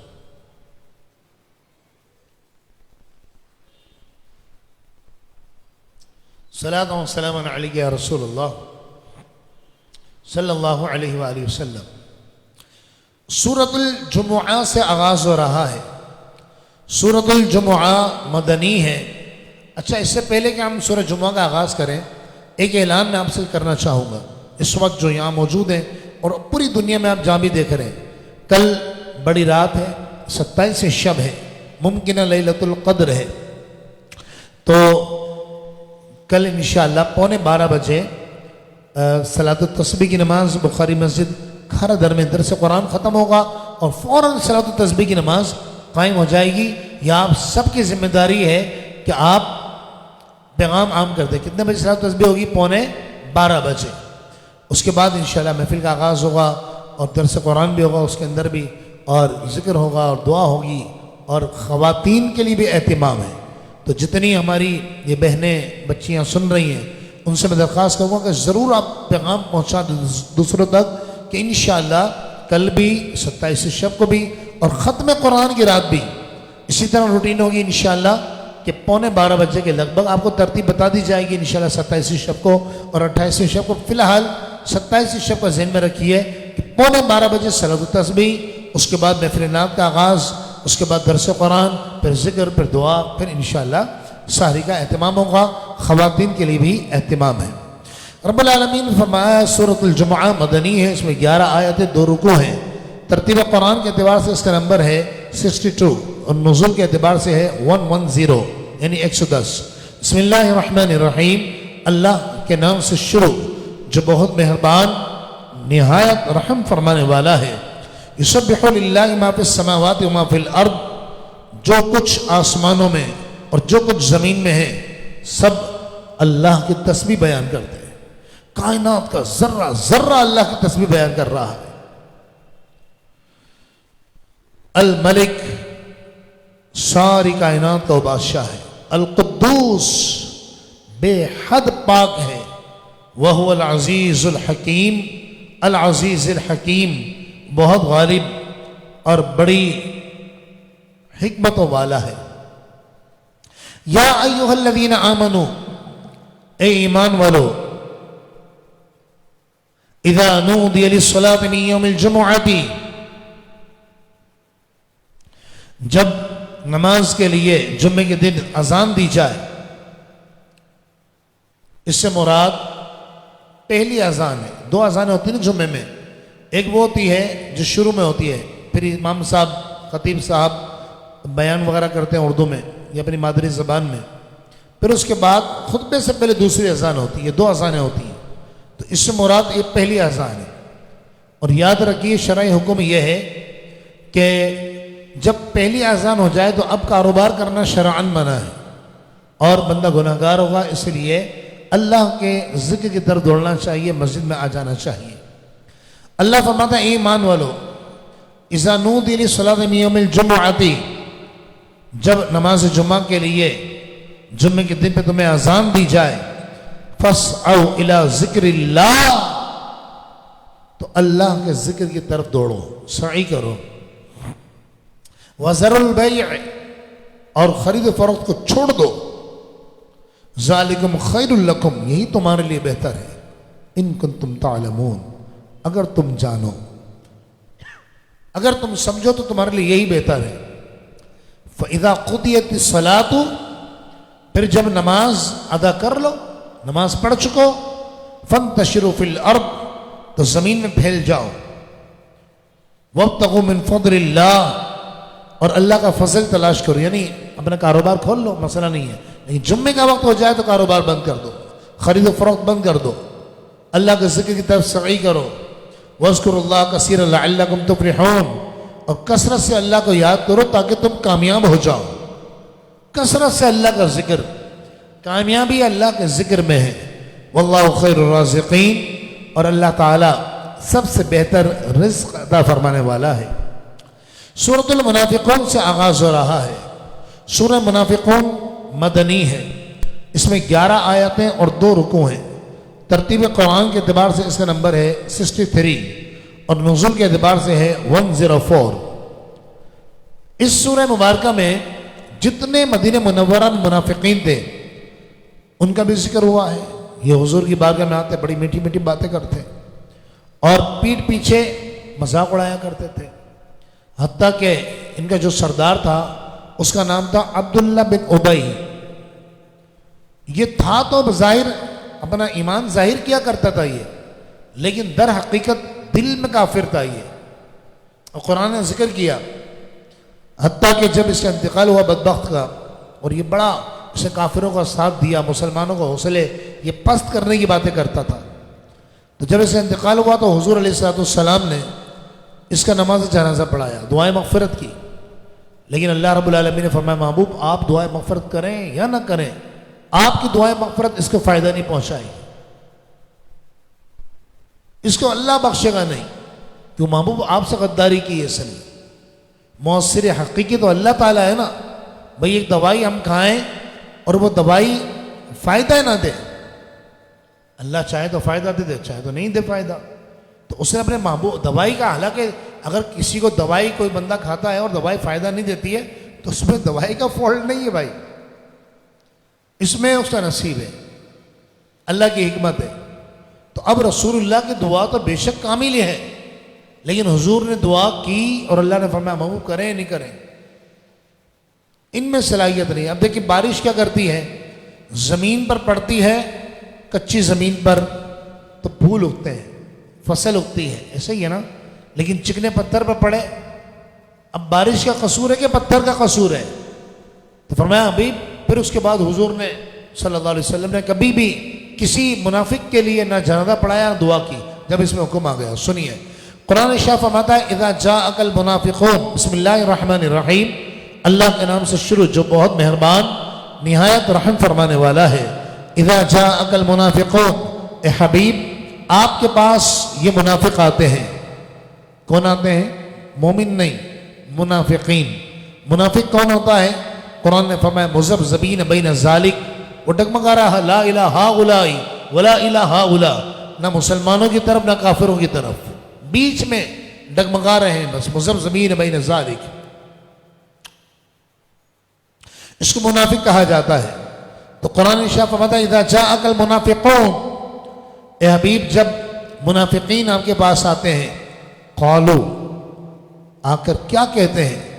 نشہد انک لرسول اللہ، ہم گواہی دیتے ہیں کہ بے شک آپ اللہ کے رسول ہیں، واللہ یعلم انک لرسولہ، اللہ کو پتہ ہے، اللہ کو معلوم ہے کہ بے شک آپ اللہ کے رسول ہیں، واللہ یشہد، لیکن حبیب اللہ گواہی دے رہا ہے، ان المنافقین لکاذبون، بے شک یہ منافقین جھوٹے ہیں،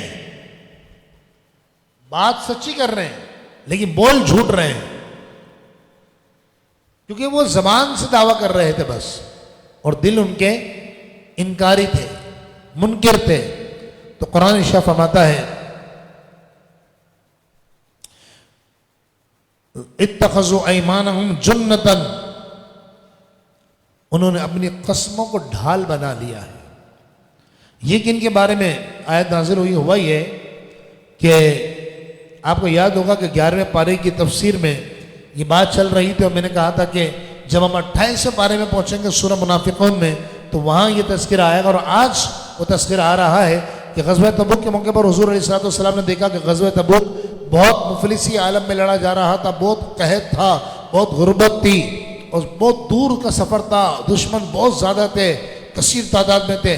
تو حضور نے اپنے غلاموں کو دیکھا گرمیوں میں چہرے پہ کپڑا لپیٹ کر صحرا میں جا رہے ہیں اور لڑنے کے لیے جا رہے ہیں، اور کئی میل کا سفر تھا۔ تو حضور نے اپنے غلاموں کا دل خوش کرنے کے لیے فرمایا کہ انشاءاللہ ہم روم کو فتح کریں گے، ہم شام کو فتح کریں گے۔ تو کفار منافقین جو تھے نا، انہوں نے مذاق اڑایا، انہوں نے کہا جی بدر میں ایک فتح کیا مل گئی ایک دو جنگوں میں، اور روم کو فتح کرنے کی بات کر رہے ہیں۔ روم اس زمانے میں سپر پاور تھا، شام اس زمانے میں سپر پاور تھا۔ تو یہ آپس میں مذاق اڑانے لگے، ہنسنے لگے۔ یہ بات حضرت زید ابن ارقم، یہ ایک صحابی رسول ہیں، حضرت سیدنا زید ابن ارقم نے سن لی، اور یہ کیا باتیں کر رہے تھے؟ کہہ رہے تھے کہ جب ہم یہاں سے واپس جائیں گے نا تو عزت والوں کو ذلیل کر کے مدینے سے نکال دیں گے، اور اس سے اشارہ رسول اللہ کی طرف تھا اور نعوذ باللہ صحابہ کی طرف۔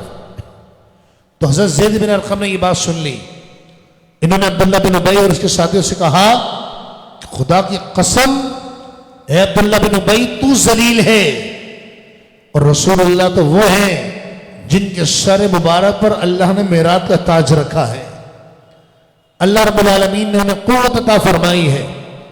تو جو عبداللہ بن ابی تھا نا، منافقین کا سردار، یہ کہنے لگا نہیں نہیں ایسا نہیں ہے، ہم تو مذاق کر رہے تھے۔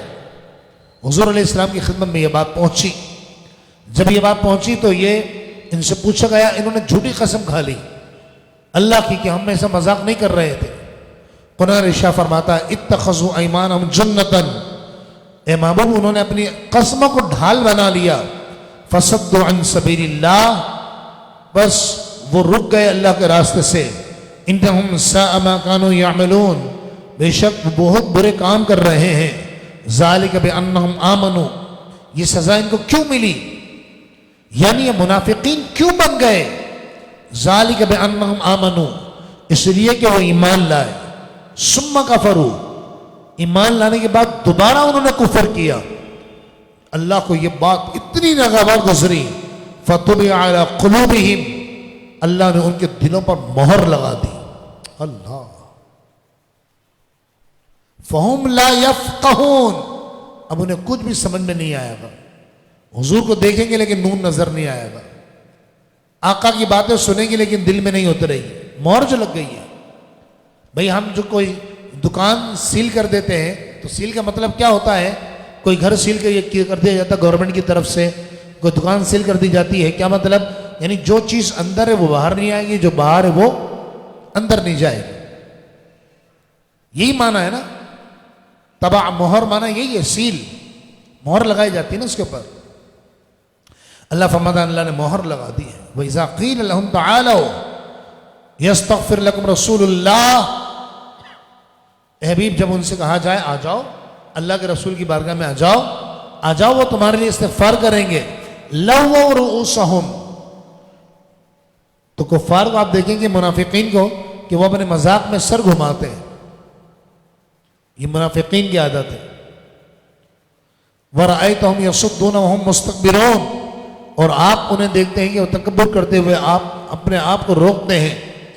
سواء علیہم، اے حبیب برابر ہے ان کے لیے، ان منافقین کے لیے، استغفرت لہم ام لم تستغفر لہم، کہ آپ ان کے لیے دعائیں مغفرت کریں یا نہ کریں۔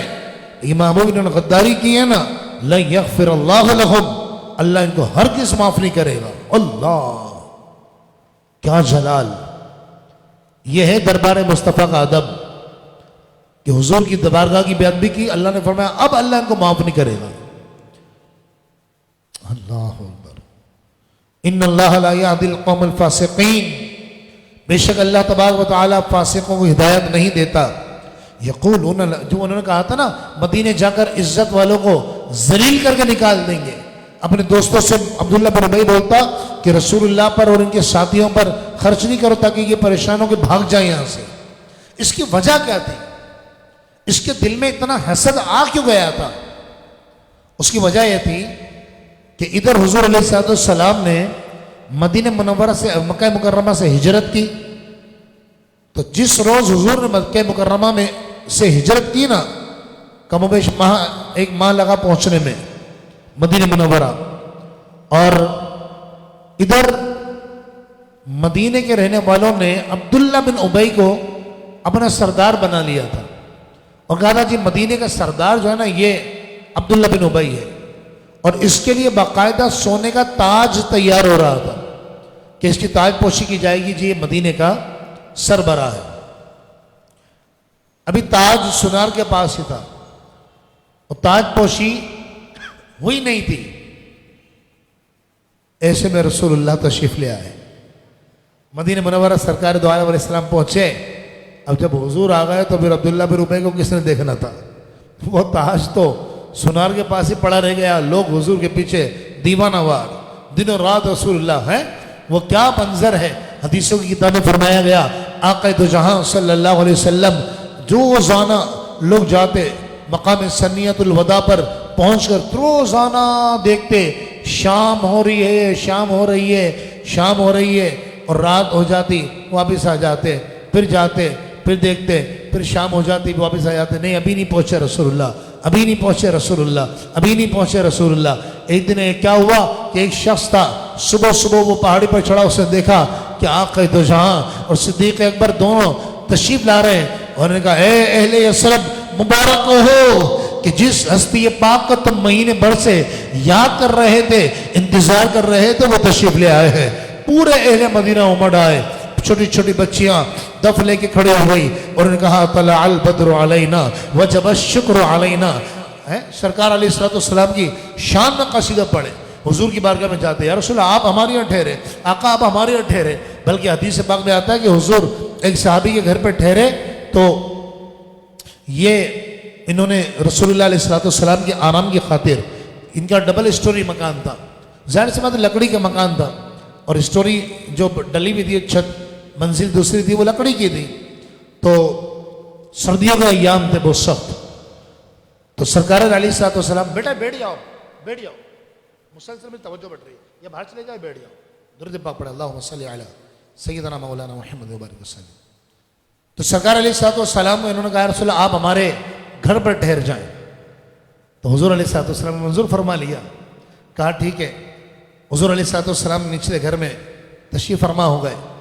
اب ہوا کیا، رات کا وقت آیا، سردیوں کے دن تھے، آقا دو جہاں یعنی محبت دیکھیں، ابھی حضور آئے ہیں خالی، اور محبت دیکھیں، الفت دیکھیں کہ سرکار دو عالم علیہ السلام آئے ہیں ابھی، اور حضور علیہ السلام چند دن ہوئے ہیں اور حضور علیہ السلام کے گھر ٹھہرے ہوئے ہیں۔ اچانک کیا ہوا، آقا دو جہاں نیچے والی منزل میں آرام فرما رہے ہیں، یہ دونوں میاں بیوی اوپر ہیں، پانی کا مٹکا ٹوٹ گیا۔ اب ظاہر سی بات ہے لکڑی کی چھت تھی، پانی نیچے ٹپکنا تھا، تو یہ پریشان ہو گئے۔ انہوں نے کہا کہ جی حضور پر پانی گرا تو آقا دو جہاں کی تو نیند خراب ہو جائے گی، تو انہوں نے جو لحاف اور جو کمبل وغیرہ جو بھی ان کو اوڑھنے کہتے ہیں نا، انہوں نے سب پانی کے اندر ڈال دی، اور پانی انہوں نے گدوں نے اور اس نے جذب کر لیا، اور وہ بستر گیلا ہو گیا، سو کیسے سکتے تھے؟ تو پوری رات جاگ کر انہوں نے گزاری، صبح بیدار ہوئے۔ حضور کی بارگاہ میں یہ جب مقدمہ یہ بات پہنچی تو میرے آقا علیہ السلام نے انہیں بشارت اور مغفرت کی دعا عطا فرمائی۔ ایسے والہانہ محبت۔ تو عبداللہ بن ابی کو جلن ہو گئی کہ جی ان کی وجہ سے میری سرداری چلی گئی، تو یہ مخالفت کرتا تھا، تو اللہ فرماتا ہے کہ اس نے کہا کہ ہم عزت داروں کو ذلیل کر کے نکال دیں گے۔ ساتھیوں کہنے لگا کہ ان کو خرچ نہیں کرتا کہ یہ بھاگ جائیں یہاں سے۔ اللہ نے فرمایا ہم الذین یقولون ہم الذین یقولون، یہ منافقین وہی لوگ ہیں جو کہتے ہیں لا تنفقوا علی من عند رسول اللہ، کہ جو اللہ کے رسول کے ساتھ ہیں ان پر خرچ نہ کرو، حتی ینفضوا، یہاں تک کہ یہ پریشان ہو جائیں۔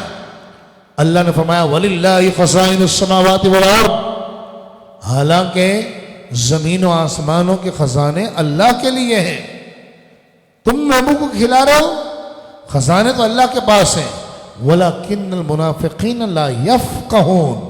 یعلمون نہیں کہا قرآن نے. یعلمون کا معنی ہوتا ہے جاننا، یفقہون کا معنی ہوتا ہے سمجھنا.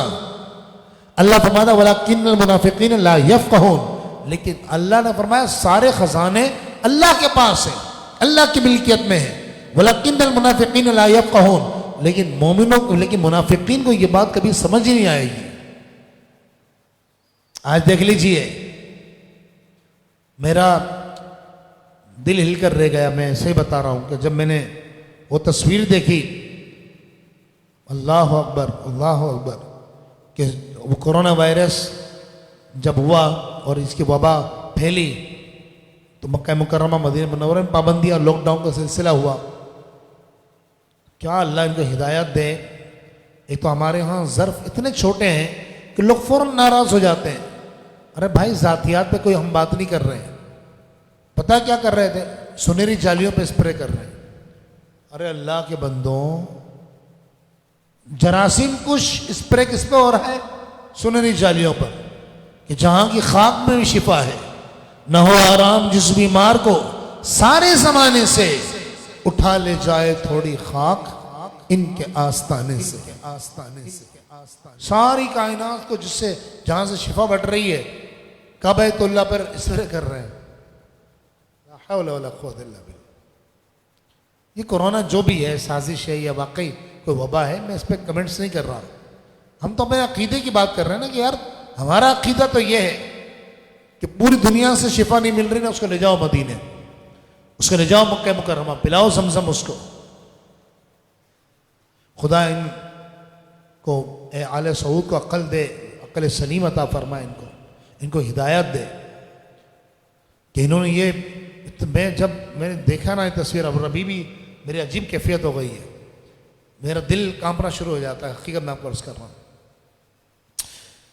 خیر، اللہ تبارک و تعالیٰ کرے کہ دوبارہ عاشقوں کا دور حکومت آئے، دوبارہ اللہ تعالیٰ عاشقوں کو خدمت کا موقع عطا فرمائے کہ وہاں اس ادب کے ساتھ مسجد نبی کو تعمیر کیا گیا کہ اگر ایک اینٹ چھوٹی یا بڑی ہو جاتی نا، اس کو توڑنا ہوتا تو اس کو حرم شریف میں نہیں توڑتے تھے، حدود حرم سے باہر لے جا کر توڑ کر بنا کر تراش کر پھر دوبارہ لایا کرتے تھے. ایسا ادب سے عاشقوں نے، ترکیوں نے اس کو تعمیر کیا کہ ایک ایک اینٹ پر قرآن پاک پڑھا گیا ہے. خیر، انشاءاللہ اللہ ہمیں حضور معاف کریں گے، انشاءاللہ ہمارے غلطیوں کو معاف کریں گے اور انشاءاللہ کرم ہوگا انشاءاللہ. رب العالمین ارشاد فرماتا ہے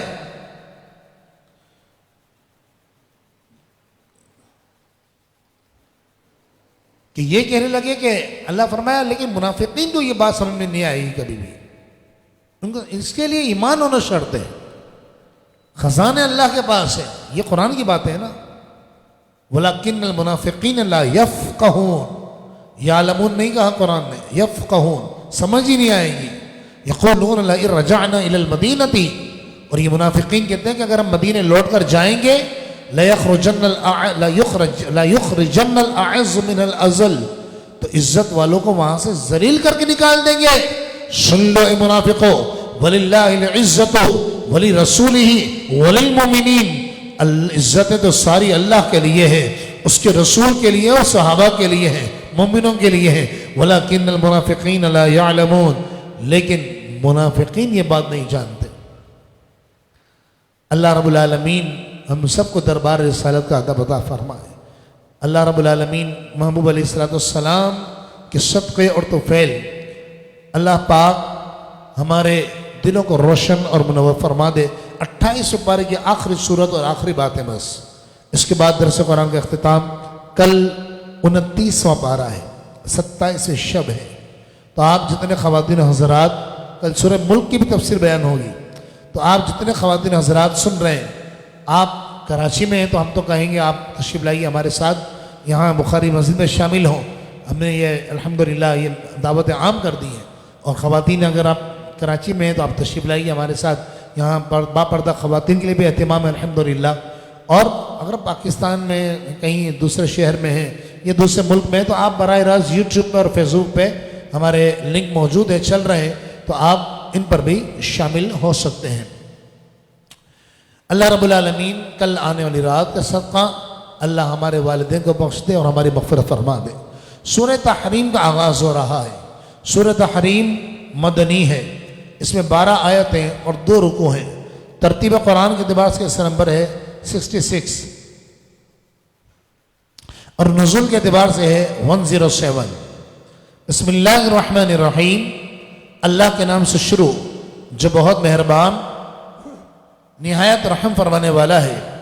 یا ایہا النبی، اے غیب کی خبر دینے والے نبی، لما تحرم ما احل اللہ لک، آپ اس چیز کو کیوں حرام قرار دے رہے ہیں جسے اللہ نے آپ کے لیے حلال رکھا ہے یا حلال کیا ہے۔ اس آیت کا شان نزول کیا ہے؟ مسئلہ یہ کہ حضور علیہ السلام حضرت ام المومنین سیدہ بی بی حفصہ رضی اللہ تعالی عنہ کے گھر پہ رونق افروز ہوا، ان کے گھر پہ تشریف لے گئے، اور جب آپ جانتے ہیں کہ حضرت حفصہ جو ہیں یہ ام المومنین، ہم مومنوں کی ماں ہیں، حضور کی زوجہ ہیں، اور بیٹی پتہ کس کی ہیں؟ سیدنا فاروق اعظم رضی اللہ تعالیٰ عنہ کی۔ تو آپ حضور سے اجازت لے کر اپنے ابو سے ملنے کے لیے، فاروق اعظم سے ملنے کے لیے گھر تشریف لے گئی، اور کچھ طبیعت ناساز تھی سیدنا فاروق اعظم کی، تو وہ آپ حضور علیہ السلام سے اجازت لے کر والد صاحب کی عیادت کے لیے تشریف لے گئی۔ اس دوران حضور علیہ السلام نے حضرت ماریہ قبطیہ کو اپنی صحبت اور خدمت سے سرفراز فرمایا۔ یہ بات جب حضرت حفصہ کو معلوم ہوئی نا تو ان پر گراں گزرا، تو حضور علیہ السلام نے ان کی دلجوئی کی، اور ان کی دلجوئی کے لیے فرمایا کہ میں نے ماریہ، یہ ماریہ ام قبطیہ، ام ماریہ جو ہے رضی اللہ تعالی عنہ، یہ بھی امہات المومنین میں نا، ہماری مومنوں کی ماں ہیں اور حضور کی زوجہ ہیں۔ تو حضور نے فرمایا کہ اے حفصہ، میں نے ماریہ کو اپنے اوپر حرام کر لیا، اور میں تمہیں خوشخبری دے رہا ہوں کہ میرے بعد امور امت کے مالک ابو بکر اور عمر ہوں گے۔ اس بات سے یہ بہت خوش ہو گئی، اور نہایت اتنی خوش ہوئی کہ انہوں نے یہ بات حضرت اماں عائشہ کو بتا دی۔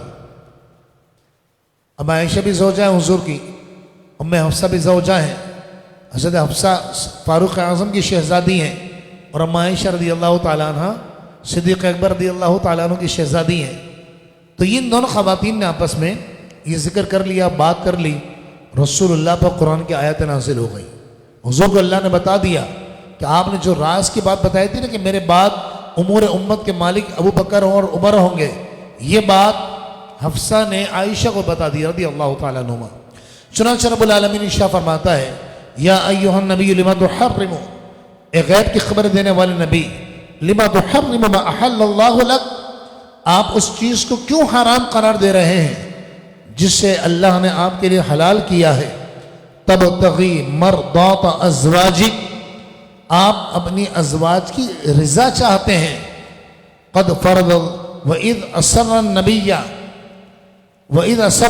إِلَى بَعْضِ أَزْوَاجِهِ حَدِيثًا، اور جب نبی نے اپنی بیوی سے ایک راز کی بات فرمائی، وہ راز کی بات کیا تھی کہ میرے بعد امور امت کے مالک ابو بکر اور عمر ہوں گے۔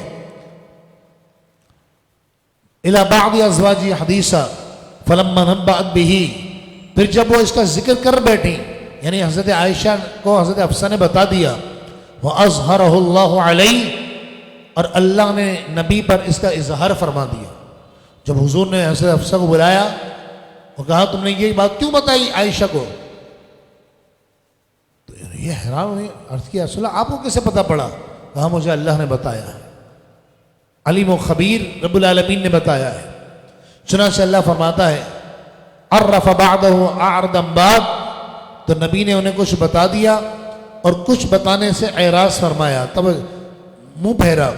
فلما نبأ بہ، پھر جب نبی نے انہیں اس بات کی خبر دی، یہ تم نے راز بتا دیا ہے، قالت من انبأک ھذا، تو وہ بولی کہ یا رسول اللہ یہ آپ کو کس نے بتایا ہے؟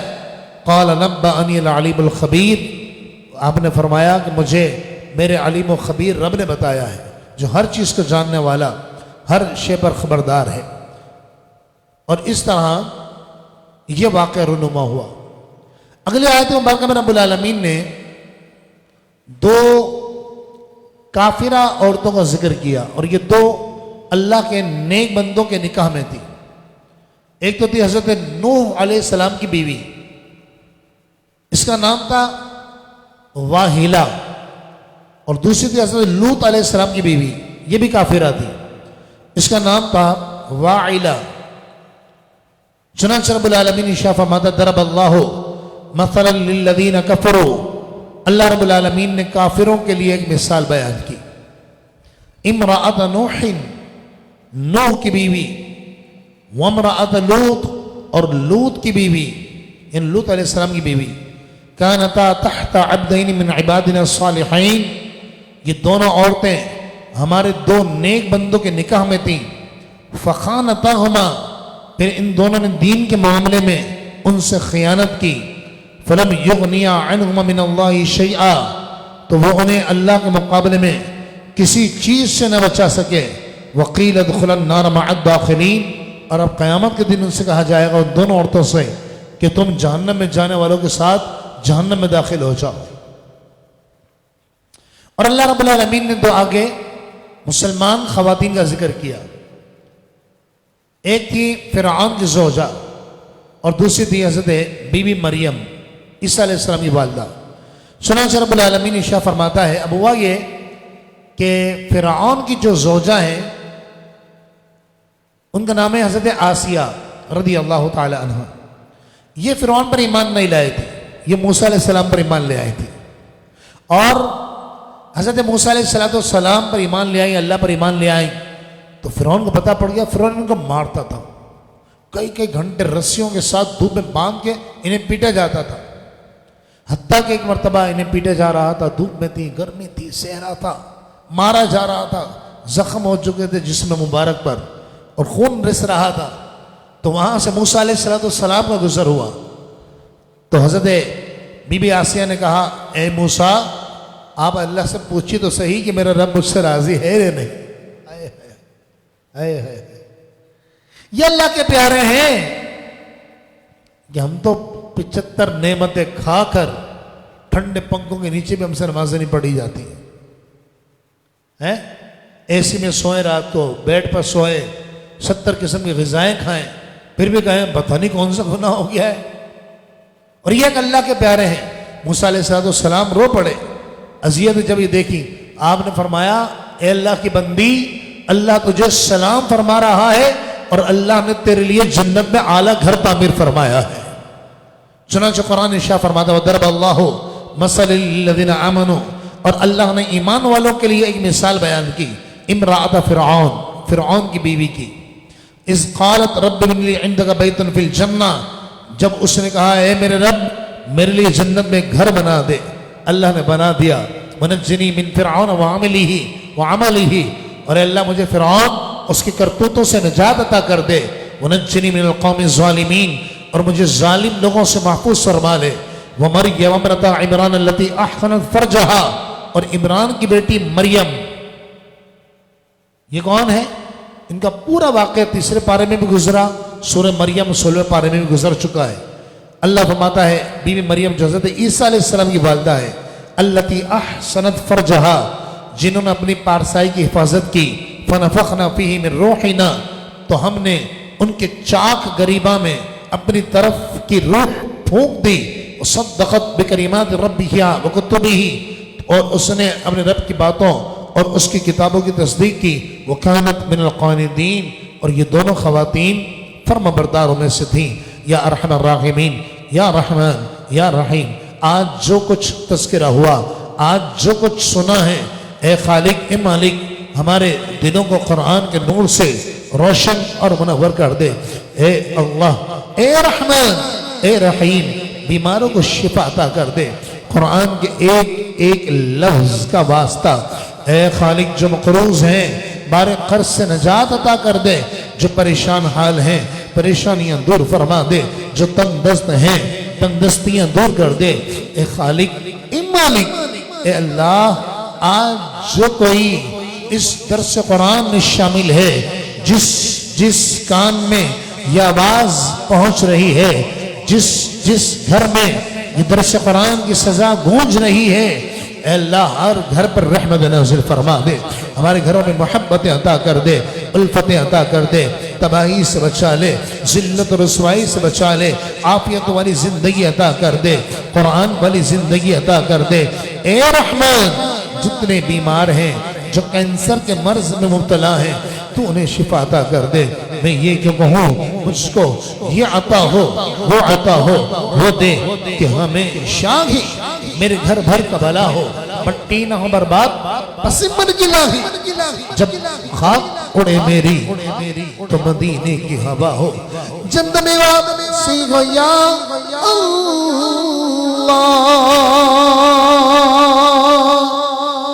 لب ہو لا الہ الا اللہ محمد رسول اللہ۔